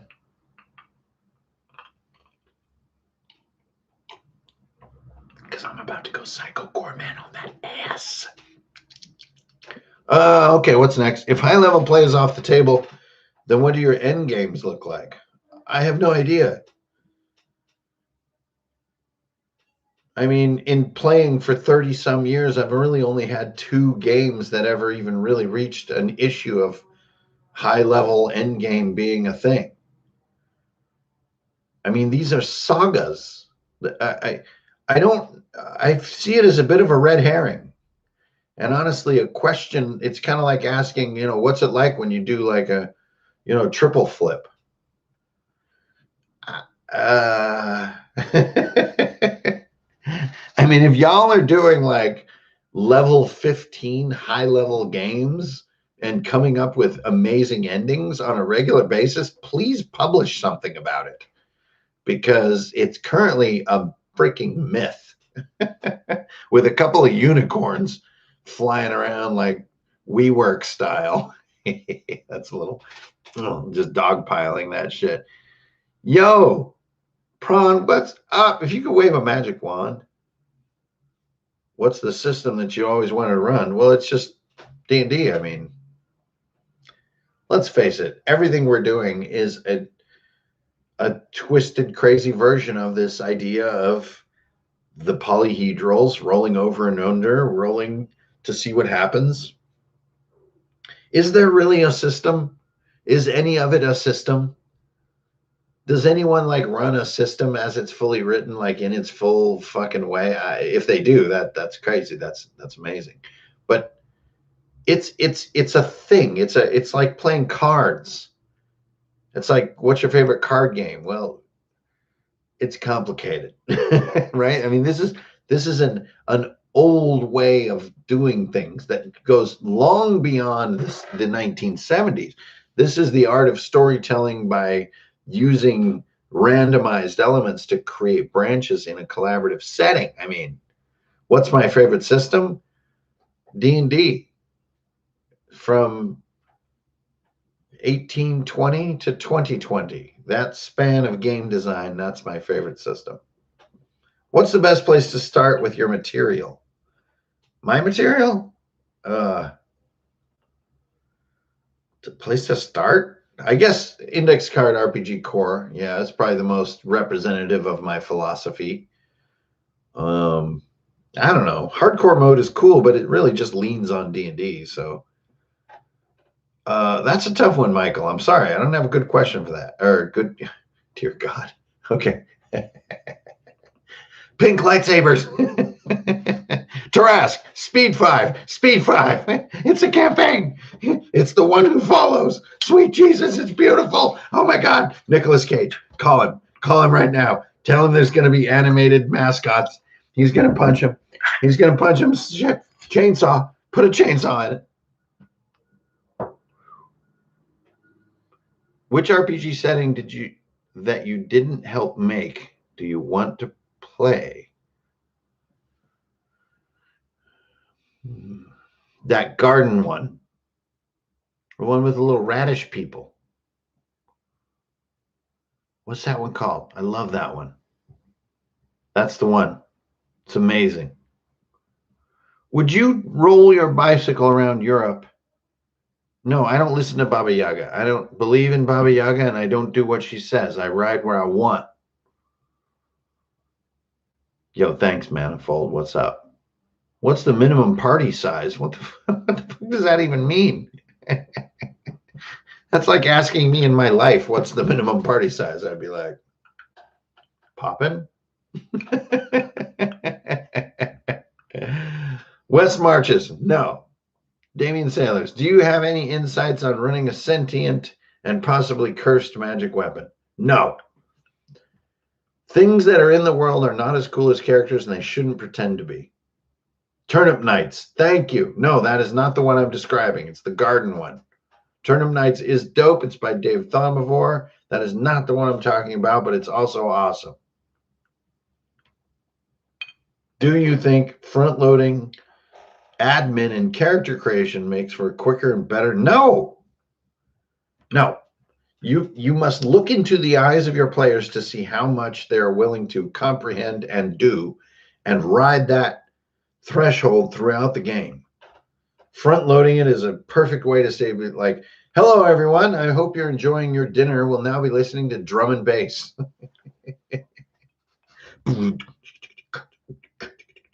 Select.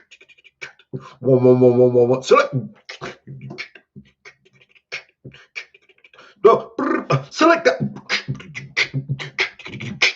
This pasta's delicious.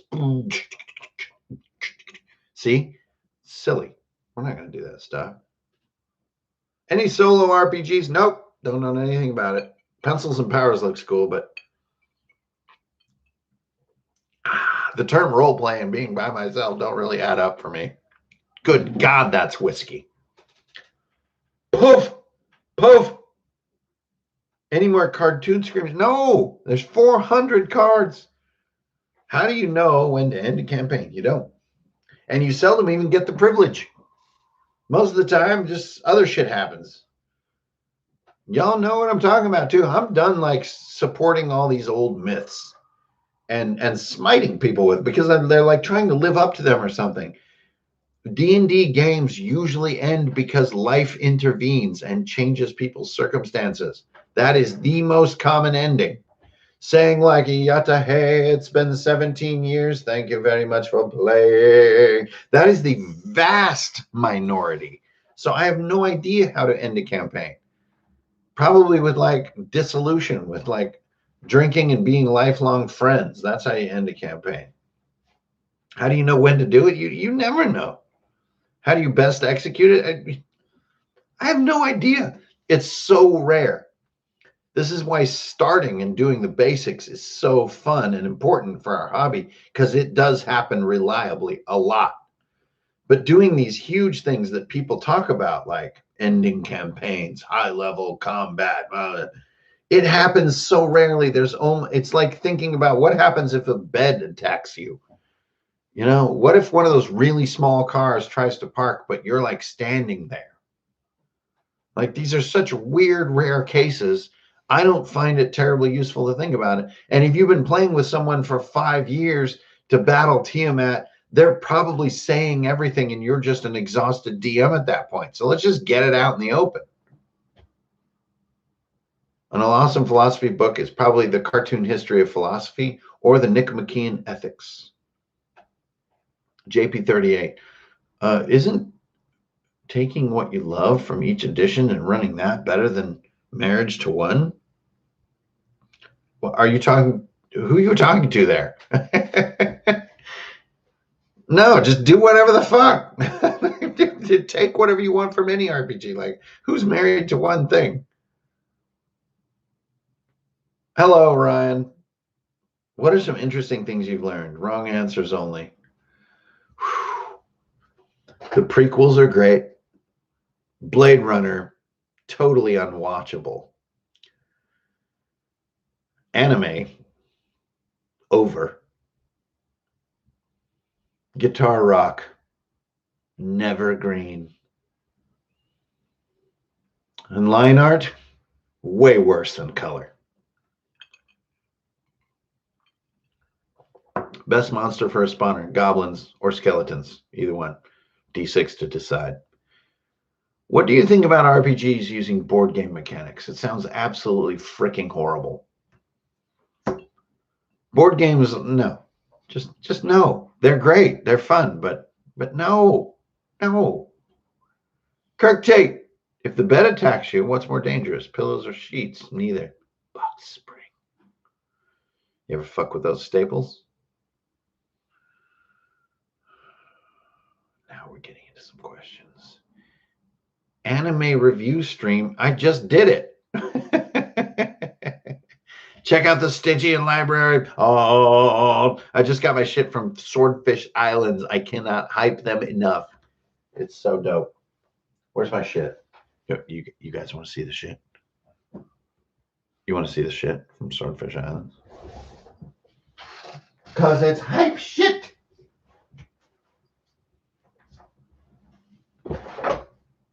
It's hype as shit. Look at this shit. These books, by the way, this is no print-on-demand shit. I got Tomb of Black Sand. So tasty. So tasty. So metal. So black ink. Badass. I'm glad you can't fully see it because, oh my God. Then the other one I got is this sick journal they have. I'm almost done with my green journal. So this journal, oh my God, I fucking love this thing. It's got hex, it's got dot. Anyway, it doesn't matter. Swordfish Islands. Go buy their shit. Give them a shipping problem. Do it now. It's totally affordable. And this is hype right here. I mean, it's like, oh, this is what I aspire to. I've gotten okay. Someone asked, Prawn asked me earlier about 5-year goals. This is my 5-year goal. What Swordfish Islands is doing. It's that simple. There it is. There, I put it into words. I want to buy beers for the shield wall. Any details yet? I've considered a few locations. I think I have one, but the first RuneCon will be a very limited thing, and we're going to have to make sure that we don't lose our shirt on it. So it won't be cheap. Be kind of like a good hotel for 4 days. That's all I can say for now, because there's so much to think about it to make it not a con. Cons are beautiful, but I don't know about you guys, but I have too much social anxiety for a con to really invest in the people around me. But if I'm hanging out with, a dozen people, absolutely I can get to know them. And so what we're going to do is we're going to build it that way. Scoop Poopins. I am also. No, I'm not a moron. Fuck that. I listen to Keith. I'm a quarter giant. I'm not a fucking moron. Actually, I got to this point with hard work and smarts. So maybe you can help your dad get smarter. Do you think the DM should create dramatic story moments or let the dice determine them? That's too broad of a question. There's so many little details in there. And thank you, MM, for the congrats. I've never been to a con. It's all right. It's a great place to get a cold. What's the appeal of what? A con? Are you reading anything lately? No. Today I was basically scrubbing up and down the monster index in OSE and then taking a look at how to hack some of those stats up and down so that for things like trolls, like a stone giant, frost giant, I know I'm going to want these in the campaign because they fit, or basilisk, hydra, other stuff. I was kind of just trying to get a sense of where all the stats are. So you just look them up in the index and then you take a look at the monster and then sort of think about how much is it above or below, like a 12 or a sort of a midline, and then get a sense for how to hack monsters as the campaign evolves. Basically like light reading in OSE, like just having fun with the book. I mean, that's what RPG books are all about.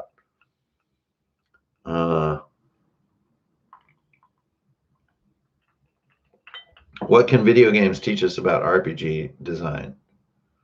Very little. Do you ever dream about D&D at night? Absolutely, especially right after a session. It's almost impossible to sleep. Pointy Rock? Happy anniversary. Thank you so much. Oh, the Pointy Rock. Yes. Annalie, thank you. That was fucking sick, by the way. And those results were not bad, right? That hell terrain is pretty cool. Online shop. Yes, the online shop, Prawn, is almost done. The first item on the online shop is going to be Master Edition. So that gives you a sense of the timeline. But if I can play my cards right, Master Edition will be leather bound with foil. It'll still be available on Drive-Thru RPG, of course, but I want to really make a book that matters and matters to me, most importantly. And so that's what we're going to get into. We've decided to do our own fulfillment and our own shipping, and we're going to use the shop app to update you. And we're also going to use the same shipping that Fracture uses. So I cannot recommend Fracture high enough. They are amazing, and they are like part of the next generation of what shopping online should feel like.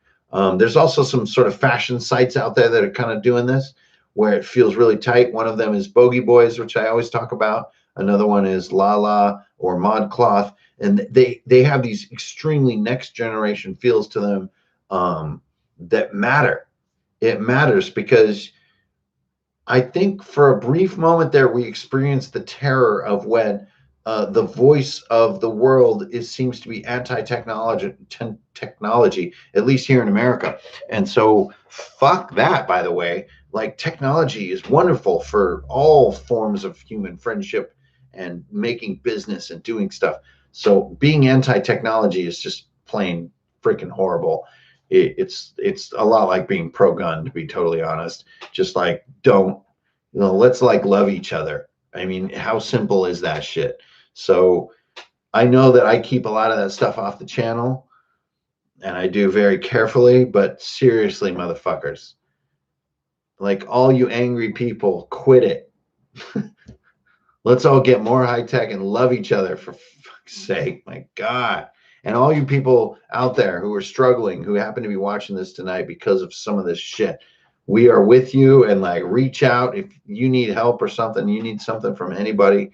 Like, these are people. YouTube matters. This type of community fucking matters. Loving each other matters. Helping one freaking person once a decade matters. Like, it matters to be good to each other and not be dicks and destructive and freaking hateful and murderful and all this bullshit that is going around the planet right now. And I don't want to call out the different elements that are wrong because I'm sick of them getting attention. The thing that should be getting attention is us sticking together and loving each other and fucking taking this planet to a whole nother fucking level, because COVID is going to end, because thanks to smart people who had nothing to do with politics, we can find a way out of this. We can beat it just like we did 100 years ago. And then we're going to be better. And we're going to make another century of better and amazing. And we're going to do it together. And anybody who says otherwise, or wants to be violent, or wants to tear somebody down, or tell you that you're something less than they are, they can fuck off. We are gathering together as the people of this planet, the humans. And the motherfuckers who can't be human can fuck off.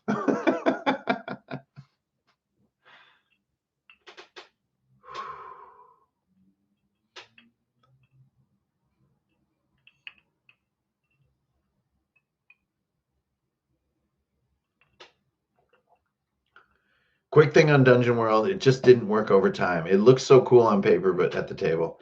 And then I want to go on to Anna Lee, who is clearly an insightful mind and asking probing questions. Recovering from COVID is not fucking easy.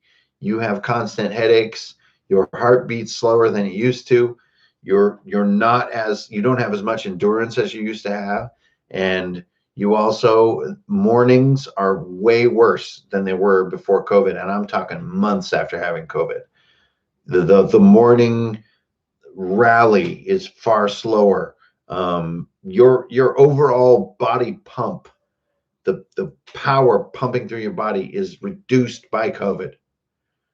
And it does like go away over time, but I'm talking about I think it's going to be a 3-year recovery if you had COVID, to be back to the pump that you had, and with all kinds of variation. But I got to say, Annalie, thank you for asking. It's fucking brutal. It's really bad. The endless headaches are really bad. The sort of overall like body power reduction is humbling, to say the least. And the burned neurons that you have to regrow are frustrating, to say the least. So this is nothing to fuck with. But at the same time, if they want to beat us, they're going to have to come up with something better. I know a lot of people did not make it out of last year, and we will not forget those people, especially in our lives. But this is not going to stop us, or what makes us beautiful as a species, as a member of this planet. We are not defined by this moment. We can be a beautiful, green, peaceful people, and a prosperous people. But we got to do some growing pains, you guys. We got to do growing pains, and we can't expect them to take centuries. They take millennia. And you just got to do your part. You got to do the doing. You got to love one another. You got to make less trash. You got to ride your bicycle. You got to say hello to strangers. You got to smile even if you got your mask on, and be fucking cool, and follow the old code of honor to make this whole planet better. in whatever little way. You see a fucking black plastic bag rolling down the street, you pick it up, put it in the trash. That's the shit right there.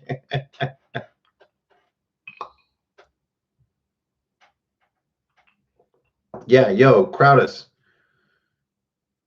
Yep, Emma Man. Higao Kage.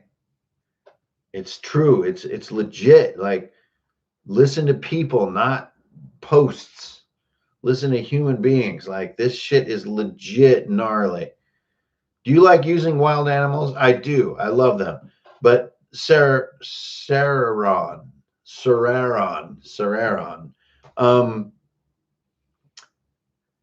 everything you do in your game has to follow rhythm and variety. And so if you do animals, you got to do people. If you do dwarves, you got to do elves. If you do giant monsters, you got to do tiny goblins. If you do spiders, you need to do birds. Like, it always just needs to be variety. It's not necessarily realism, but variety is key. It's sometimes referred to as monster of the week, but just to switch it. If last week it was red and it was hot, this week it's green, next week it's going to be blue and cold. You see what I mean? Like, you just work it. If it's gray and it's stony, then it's brown and it's swampy. Like, you just bump, always different. That week, each week is memorable in its own right. And the transitions between those things are not the concern of the game. Those are where days pass. Those are where events pass. And that's where the group of you together negotiate your way through the story. Like, we don't really need to see Sam and Frodo walk back from Mordor, right? We don't really need to see that in the same amount of detail. It's undeniable. But then they're coming through the Shire. They're out near Buckland. You got the shield. You got the coat. You got the chainmail looking dope. That's the moment we want to see. Legacy of Mud is fantastic. Thank you. Yes, actually, the amount of work and thought involved in that project is difficult to overstate. And I really hope that people read it. I know that I'm not a novelist or an accomplished writer or something like that, but I am terribly proud and have absolutely no caveats or apologies with the Legacy of Mud. I truly believe that it is a wonderful story, and I'm tremendously proud of it as something that I've done in my life. Tremendously proud. It's not like a virus, though, Renegade, because it's easy to just cut off. Just let it go, man. Just stop. Just stop looking at it. And this has happened a lot in 2020 because of all the stupid that occurred. And it's okay to just cull it out of your life.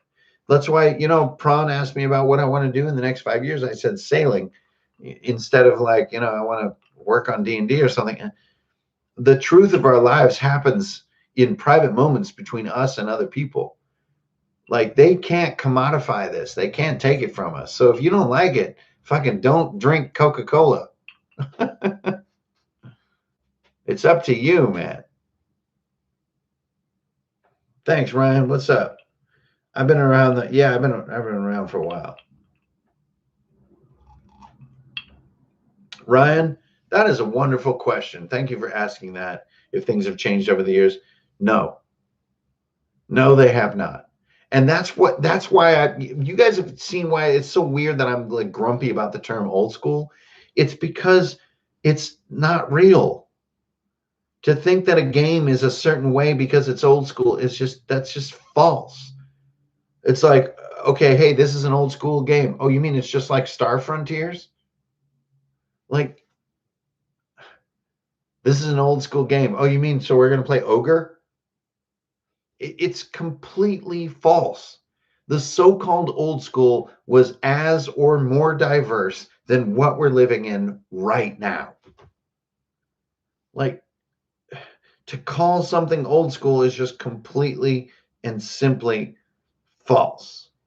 So what's my question then? No, let me scroll up. Slow down now.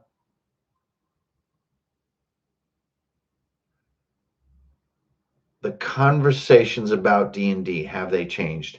That's why I described it as no, they have not. These exact conversations were happening the minute I got into the hobby. Literally the minute. to find out about Fantasy Hero, Palladium, TMNT, Rifts, 2nd edition D&D or AD&D. These are the exact same conversations. To think that something is old school is complete bullshit. There is just as much now as there was then, and there was just as much then as there is now. It's like saying, oh, hey, look at that art. It's old school. How stupid would that sound? Like if someone painted a realistic portrait of a beautiful woman, like on a seashell, and you came up and you said, oh, look, old school art. How pathetic is that? You know that abstract artists, fresco artists, sculptors, painters, and illustrators of all kinds existed in every fucking century.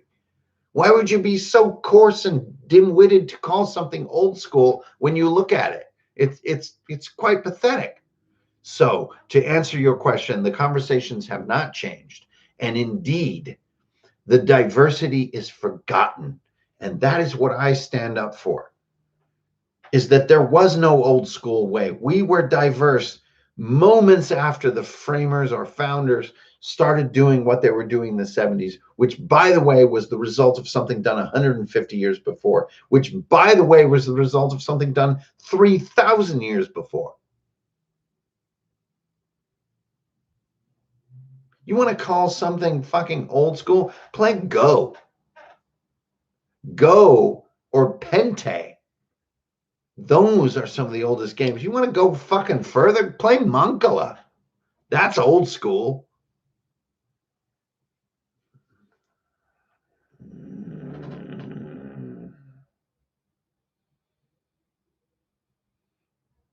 Adding corruption fumbles and no.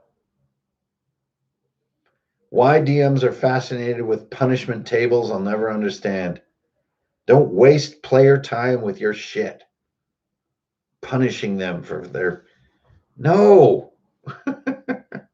How about a broken limb table? Is it amazing? Is it funny? Is it interesting? Yes. Is it fun to write and create? Yes. Is it fun for players? No. Unless your table has that specific need, then you know that, and you can... The crow died long ago, but their accomplishments in technology are undying. Forbidden Planet? Anybody? RuneCon! No. Uh-oh. Prawn, you didn't get to know those things. Those are my things. If we charter a ship together, that is different, but it will not be my little sloop. Now I'm drinking whiskey. Now you have me. Now you have me by the chones. This is it. Tomorrow I will probably not be online. Tomorrow I need to soak it in. Tomorrow is April 10th. Tonight is all we have.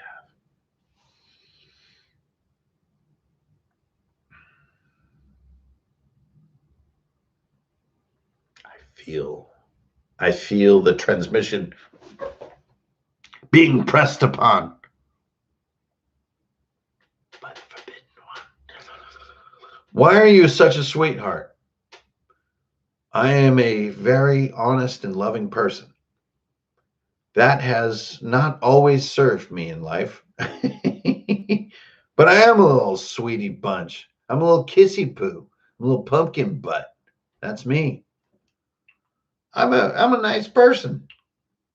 Why? It must be that quarter giant. Recent events have had me thinking a lot about metaphysical questions, but I save the answers for myself. Have you ever played virtual tabletops? Oh, Todd. Yes, I've been enduring the existence of VTTs so much that we wrote and created our own. Please see beginning of video. Rewind now. Have you ever... Whoa. con on a train. No, trains are evil. Question.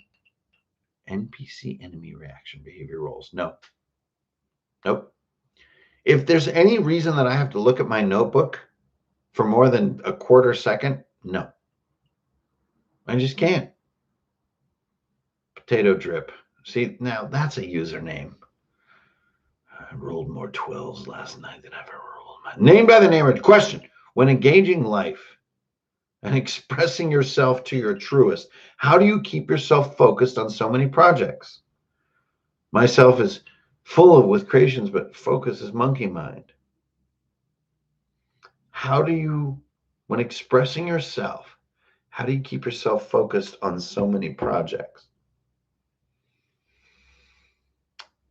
Feedback, the feedback mechanism of doing art, of doing writing or whatever your craft may be. You have to expose it to people.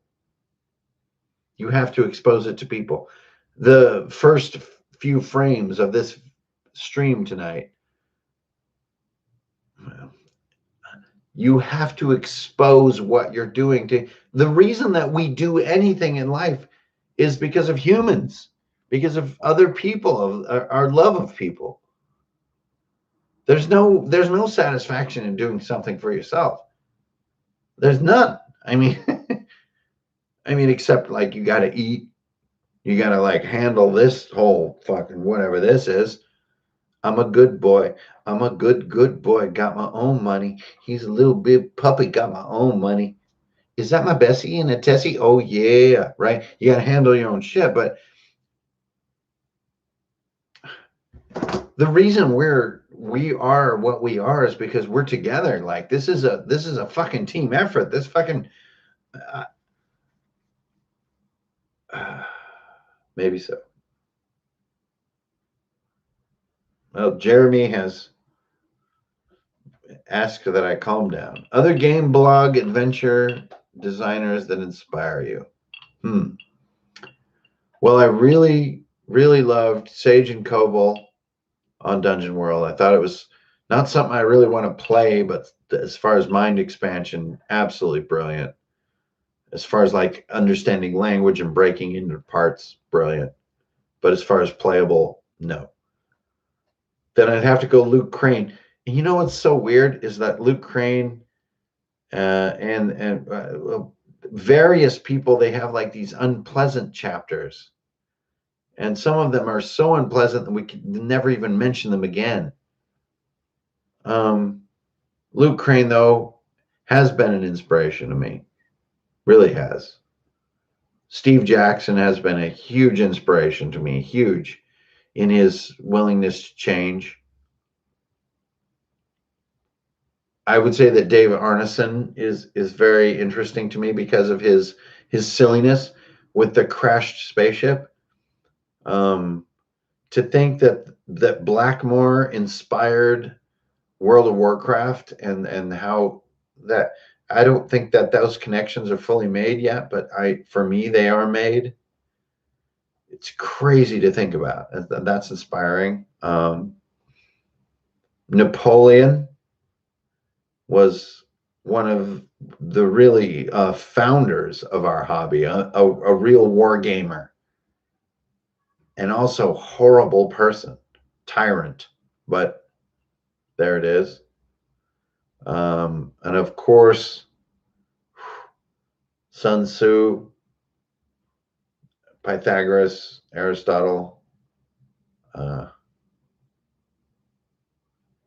Yeah. Hey, Josh. What's up?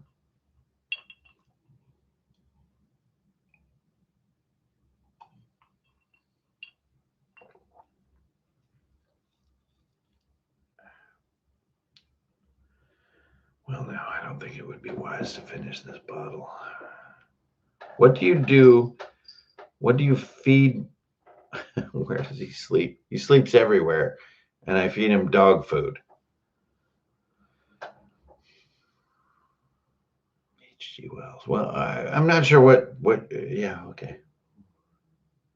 What musical artists are you currently jamming?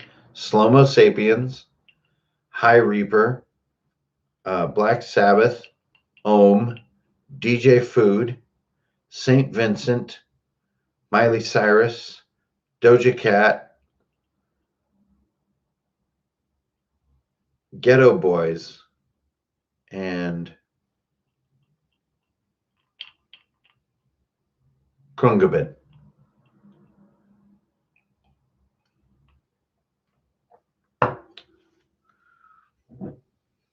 This much. That much is left.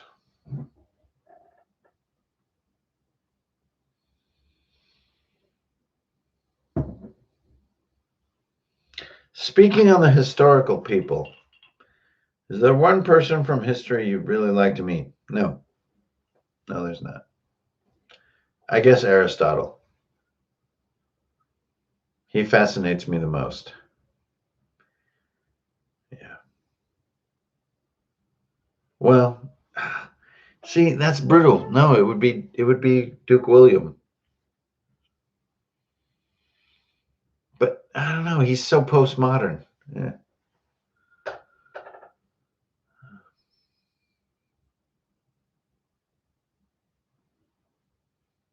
Thank you, Omega D. What were your sources of de-inspiration in your latest game? My players. They're all in bands. They're all, except one, long hairs. They're all new to D&D.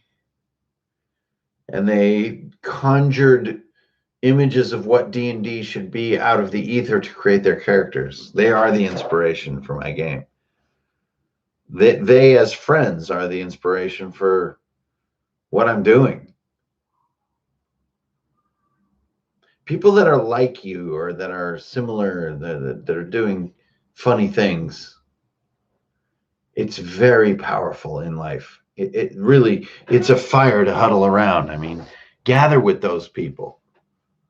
Be bold about what you're interested in. And if you see someone else who's interested in it, introduce yourself. Ask them their name. And if it's Cornell, you're lucky. Well, Nietzsche? Is that a question, Stephen? Or is that just a person's name with a question mark? Any beverage recommendations? No. Grenfell Mead. Valley House Beer. Spaten. Hofbrau Original. Bitburger Pills. Budweiser. If you like bananas. Aperol. Japanese whiskey. Buffalo Grass Vodka. Spanish wine. Cava.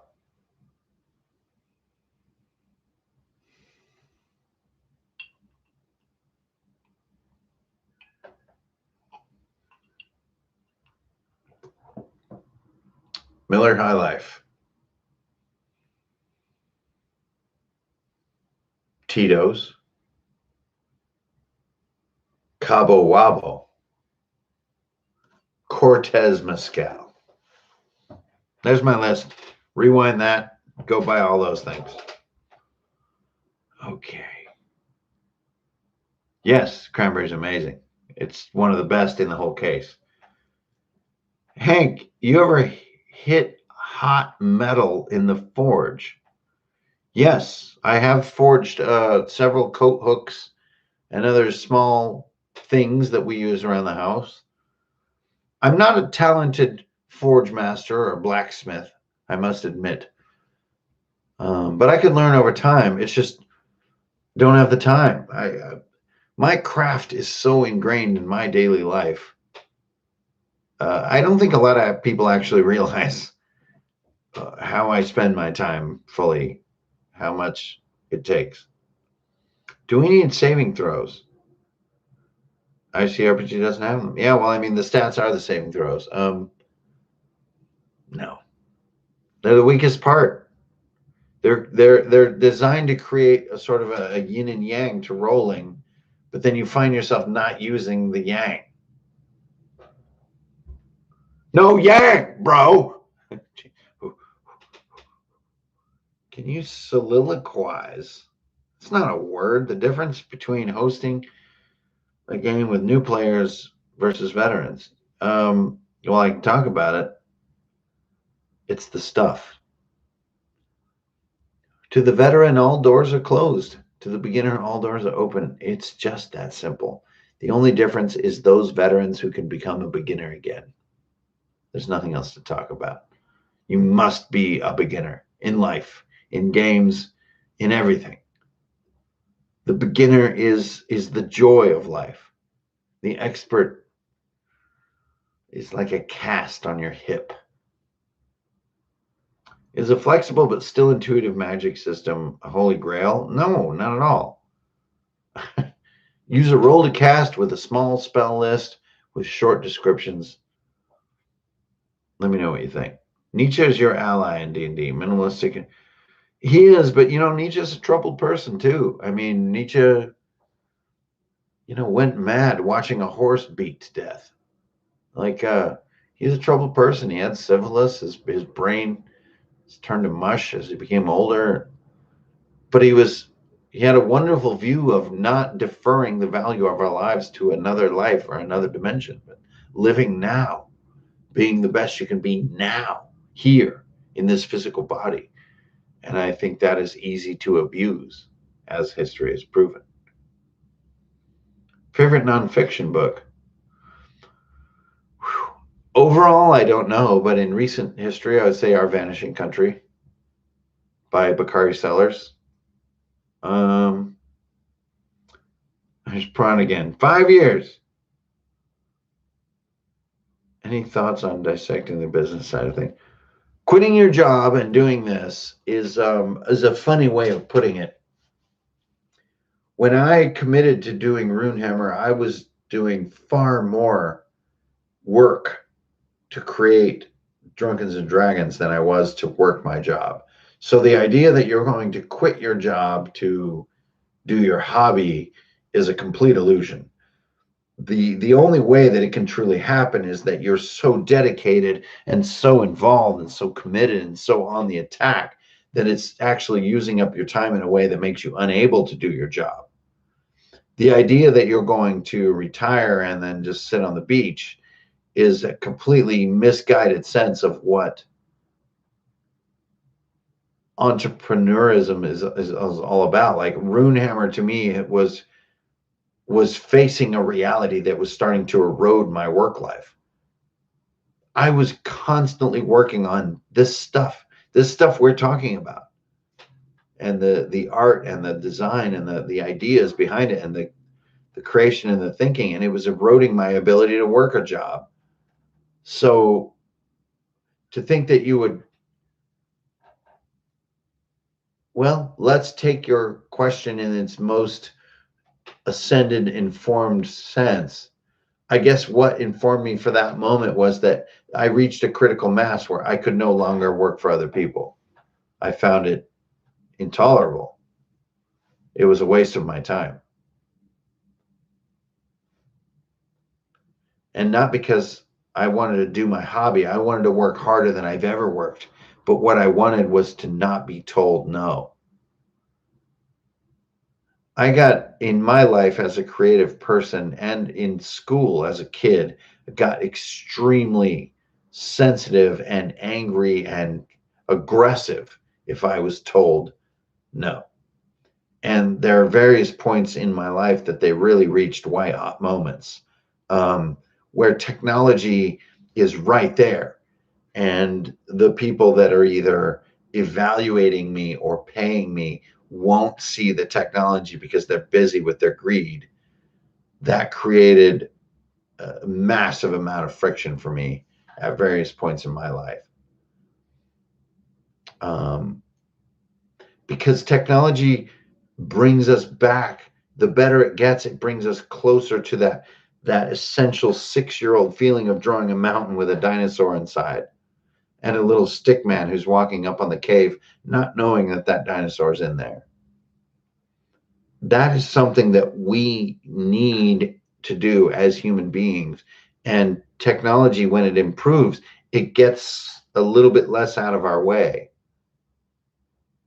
And for me, as a creative person, as a very aggressive creative person, if I would have someone who would be resistant to or frightened of or have reasons to negotiate against the releasing of that mountain drawing with the Tyrannosaurus in there, I would find that to be artificial. I found that to be driven by business, driven by greed, driven by growth. And I really couldn't compromise because I live by my word. And so if I think that, I'm forced to not work for that person or people.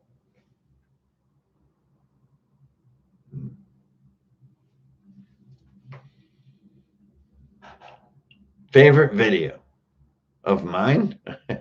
Probably the old man and the wizard, or the elf wizard and the old wizard argument, I think, is my favorite video. No, I don't fear any of those things, Prun.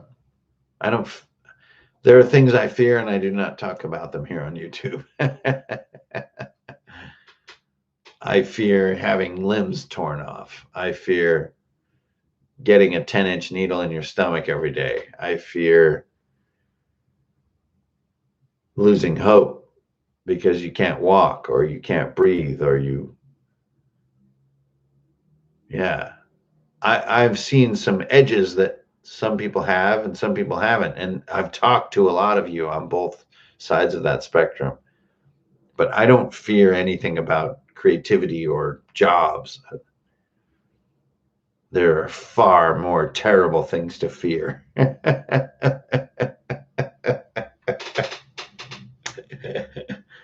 Do you use OSE's 10-minute dungeon turns? No.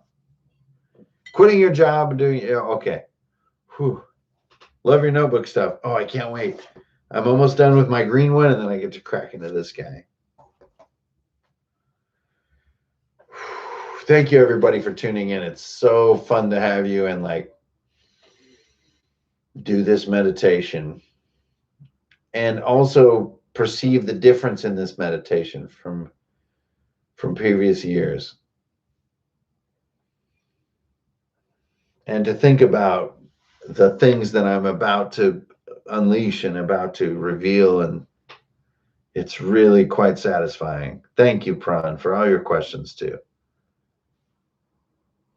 Well, Illuminarch, let's get the best of it. I mean, somebody needs to sneak in an orange soda.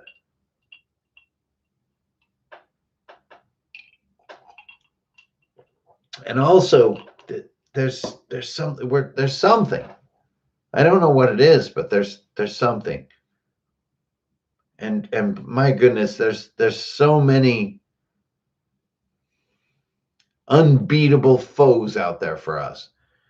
So there's got to be something. There's got to be something that binds us together that's going to make us meet again. At least for me, I believe that.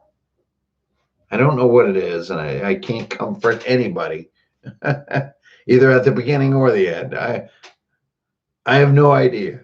That's my stance. Craftus.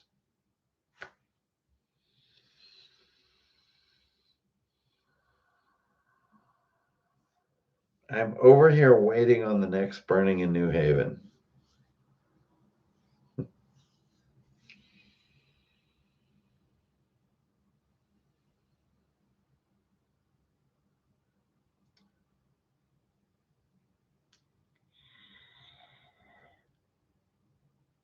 Being here is comfort enough. Recent times have been very, very spiritual. And spirituality and strength and aggression and optimism and even whooping, even silliness have been out of style for a while now.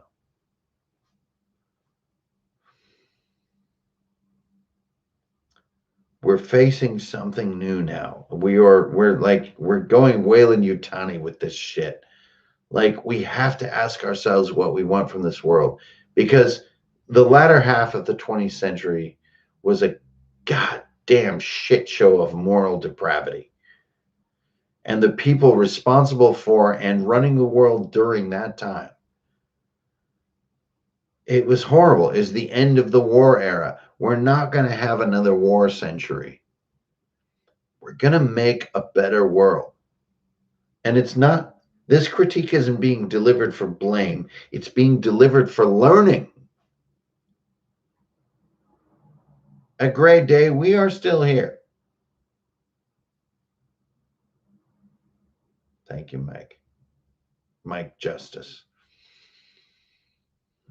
A true Libra.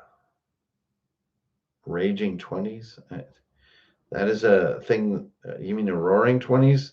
Something that describes the world 100 years ago. No. No, it's now.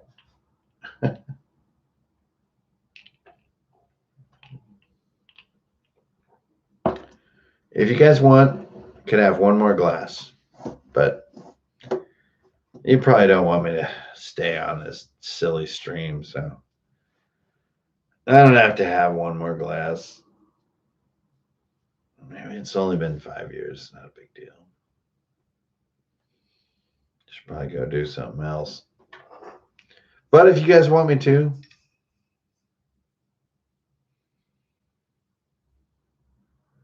could have one more glass, I suppose.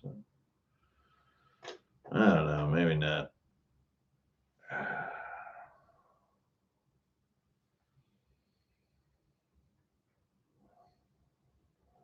What help you get through the time you don't like greed monsters? Necessity. Being crippled. Disability. Pain.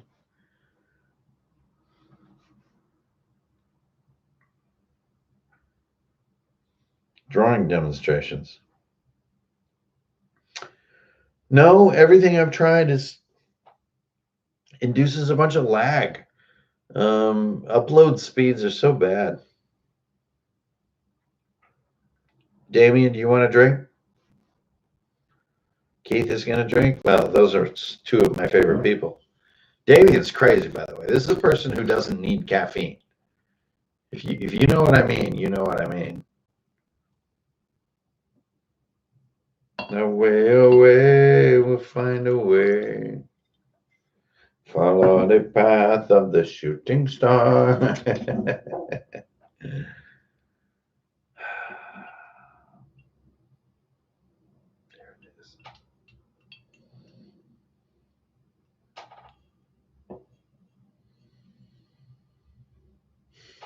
Now we have to remind ourselves at all times this is about D&D.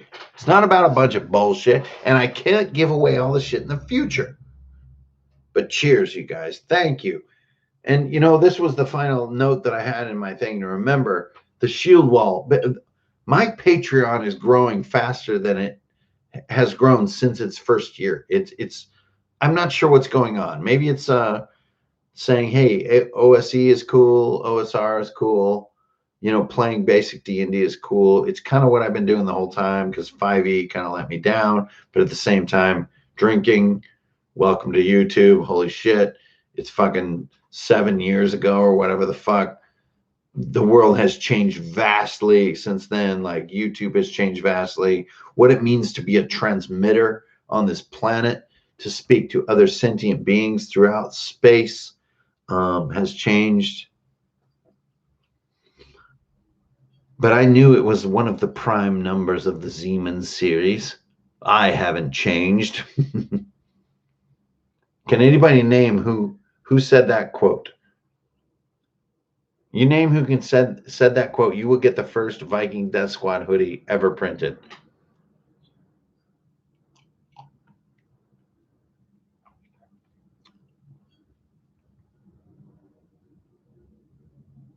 Some of my favorite memories. Rancor Prime. Thanks for asking.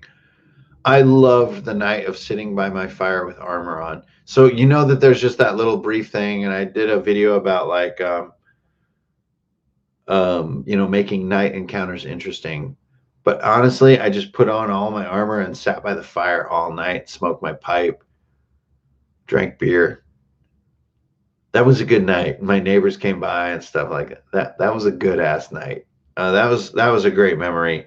Also, waking up early when I was really busting ass and doing P90X, doing like sit ups and pull ups every fucking day, and making sure that my prosthetic sort of leg was like strong and healing well and stuff. And like at one point, I did like a live stream in the morning after doing, like 300 push-ups, and I'll never forget that. That was such a good feeling, and such a good feeling of being strong.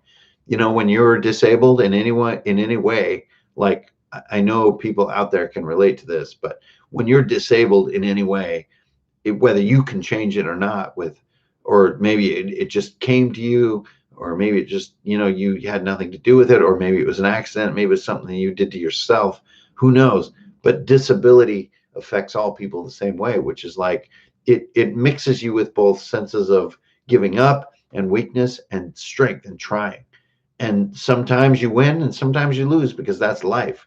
But that was a morning I live streamed about the first index card RPG core book, and I just had killed my workout as an amputee and felt terribly strong. And that feeling constantly fuels the things that I say on this channel, the attitudes that I represent as a human being, what it means to recover from disability, what it means to be mature about challenges in life and about difficulty, and like finding love, coping with your family, coping with grief and loss and confusion and fear, and being honest about it and coming clean and attacking your problems rather than hiding from them.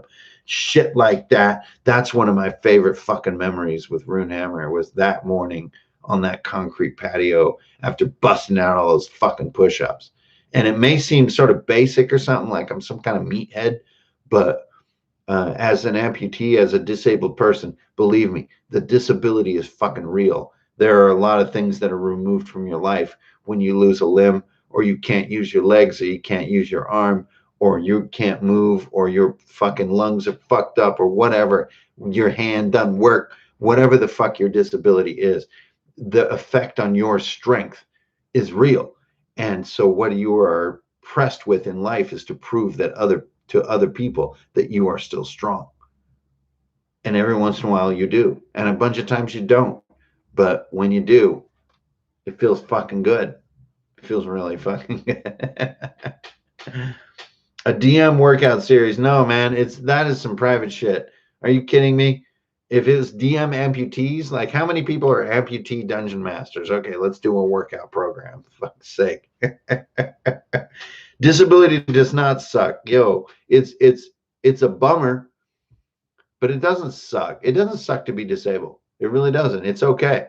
It's handleable. That's the message I'm trying to send, man. People who are dealing with disability can fucking handle it. You know why? Because human beings are badasses.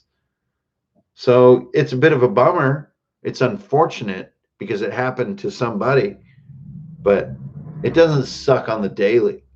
It does not suck on the daily. You can still be fucking awesome with a disability.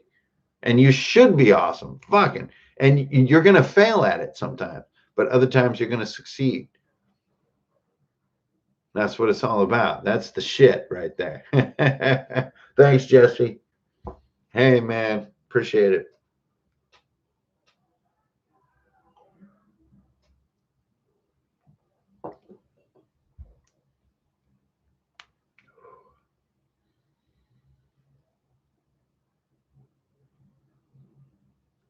This is a birthday present for me.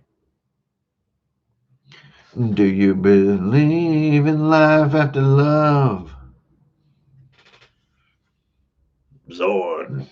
You must help my people. You must help my kind to avoid annihilation. Land of the Lost was great. Yeah. Yeah. Thanks, Jay. That's exactly the message I want to spread. Please help me spread that message, Jay Tomioka. Man, just reclaim yourself against negative broadcasting. Yes, man. Fuck. That is what it's all about. Because it's like the world wants to tell me that walking in the sand is probably better than the experience that I have walking in the sand. right? Okay, maybe only a couple of your amputees out there, but when you're an amputee and you live on a prosthetic leg walking in the sand, fucking sucks. But when you have two legs walking in the sand, it's goddamn heaven. But the point is, you can still do those things and you can still be happy.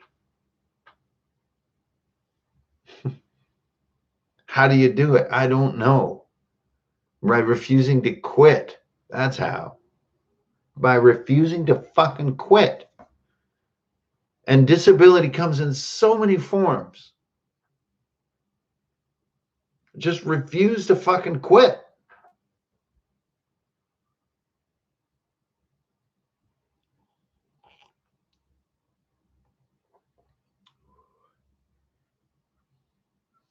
My ice cube is gone, so now I have to drink tepid whiskey. Speaking of the slee stack, yo, Damien, I do not talk about my partner. I don't. That is private. That's private stuff. All is well. Thank you for asking. All is well. That's private stuff. How would you interest a group that is familiar with pulp action, flashy games? Oh yeah, that's a good question, Sandberg. That's a good question. Yo, I got an answer. The word tradition. See, you implied it in your question. You implied that pulp action flashy is modern and OSE is old. But what you actually said is that pulp action flashy is pulp action flashy, and on the other hand, tradition. Well, what's the tradition? If that question is asked, the conversation begins. Pulp is old. No, that's what they're all flipping it, Keith. Dude, everybody's saying, oh, pulp crazy is new, and it's like everybody's spoiled on it. Pulp is old. I love your use of quotes, my brother. I miss you, by the way. I miss your ugly, freakish Mongol archer face. I miss your gigantic legs, your weird apartment. I miss your Conan collection. And I miss your taste in poutine. I miss your discounting the Calgary commute.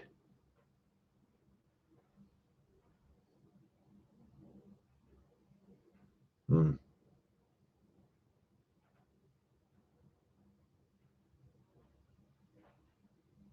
Oh, shit. You have a house. I hope it's a giant house.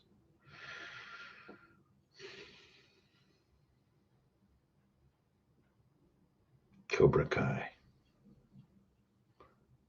I heard good things.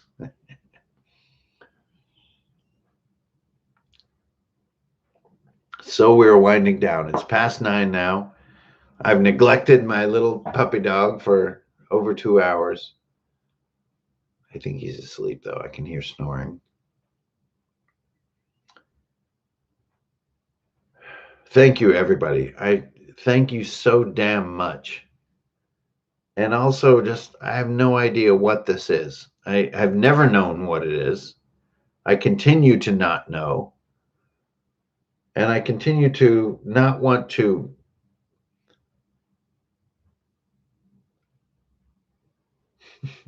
be silly for no reason, but to be silly for a purpose.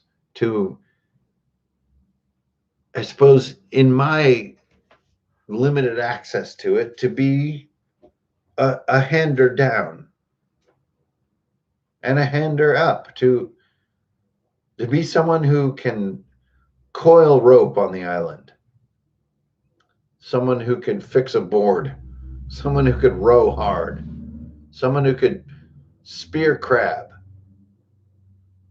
In life, I think it's useful to think about who you would put on your island or who you would hate to have on your island. If survival was the only choice and there were only a few of us, would you be a good person to be on that island? Would you be an asset or a liability?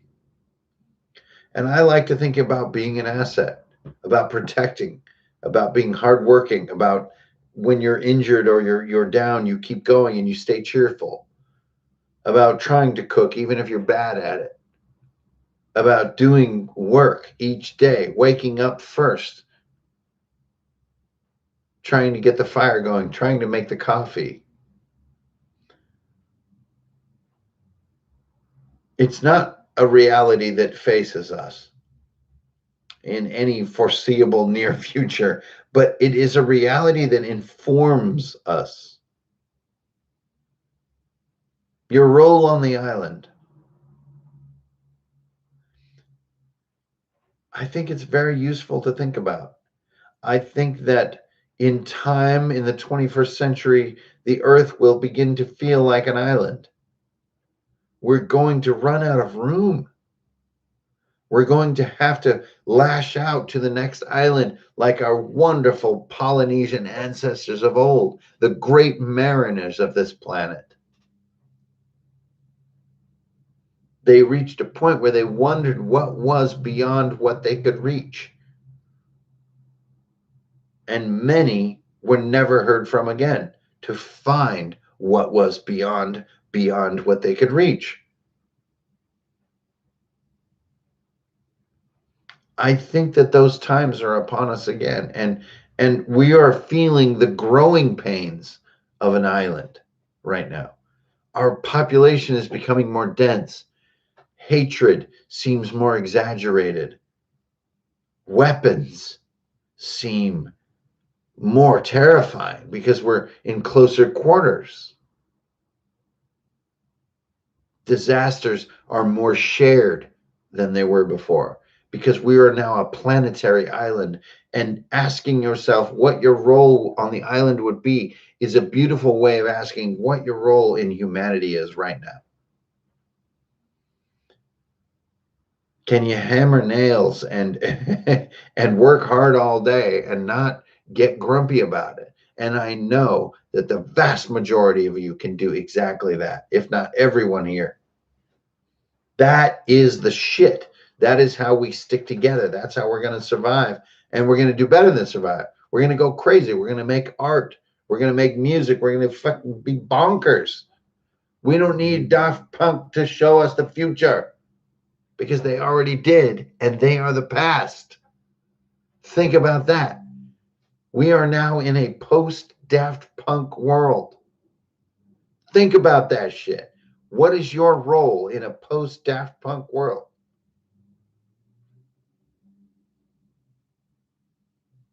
I get a few cool ideas. I am lucky enough to be doing what I do in the post-Daft Punk world because of all y'all. Now, we talk about D&D a lot, and we will continue to, because it's the greatest hobby on the planet. Maybe with surfing is kind of in there close too. Either way.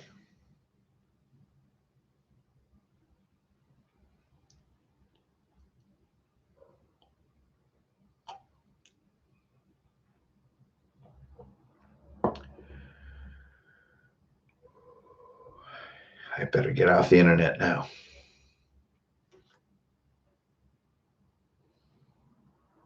Goodbye.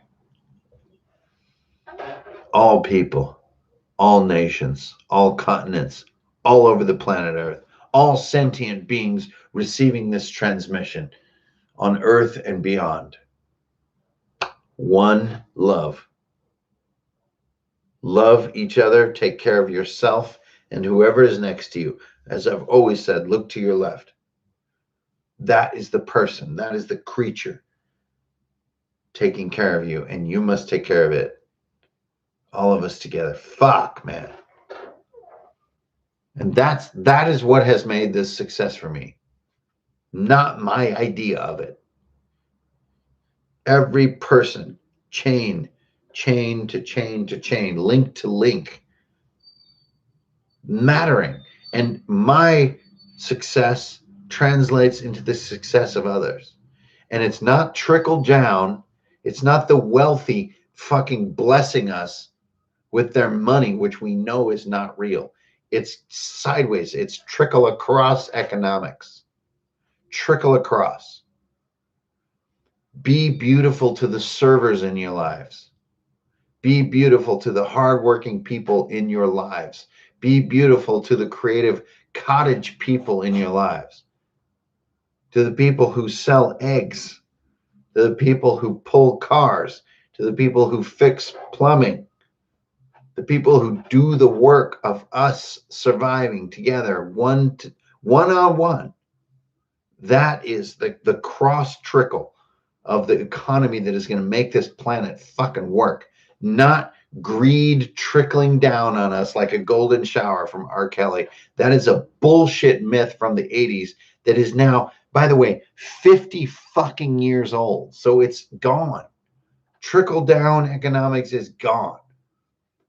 We're not going to worship wealth anymore, and we're not going to aspire to it. We're going to look to the side. Look over here. That's the person you help. Look over here. That's the person who's helping you. That is how we're going to be fucking humans, and how we're going to kill this 21st century. Damn it. And they're going to have to come up with a better virus if they want to take us out. And this last drink goes to all the people who don't get to see the other side of COVID. God damn. We all know people. We all know people who don't get to see the other side. And for them, we have to make it fucking dope. So drink to that, and let's finish this shit off.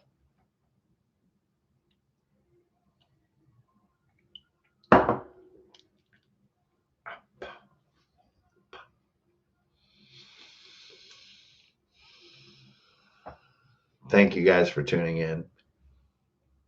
Just like all my sort of milestone streams, will this stay on the internet? Maybe not. But I'm going to go pet chutney, relax a little bit. I love you guys. Earth.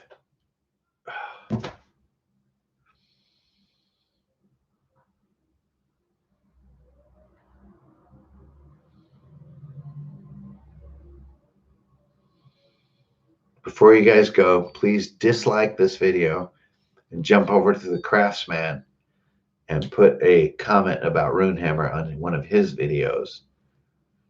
And we'll get the dislike chain going. Thank you guys for tuning in.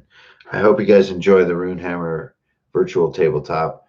Glaka and Kriba put a ton of work into it on their own time, and I really think it's a beautiful piece of software. Can't wait to reveal to you guys what's coming in 2021.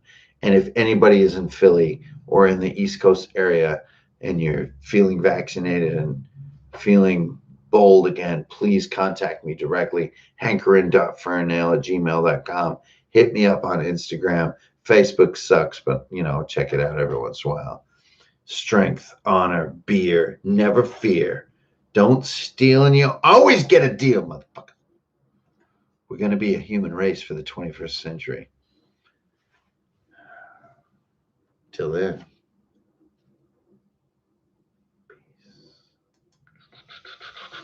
Peace.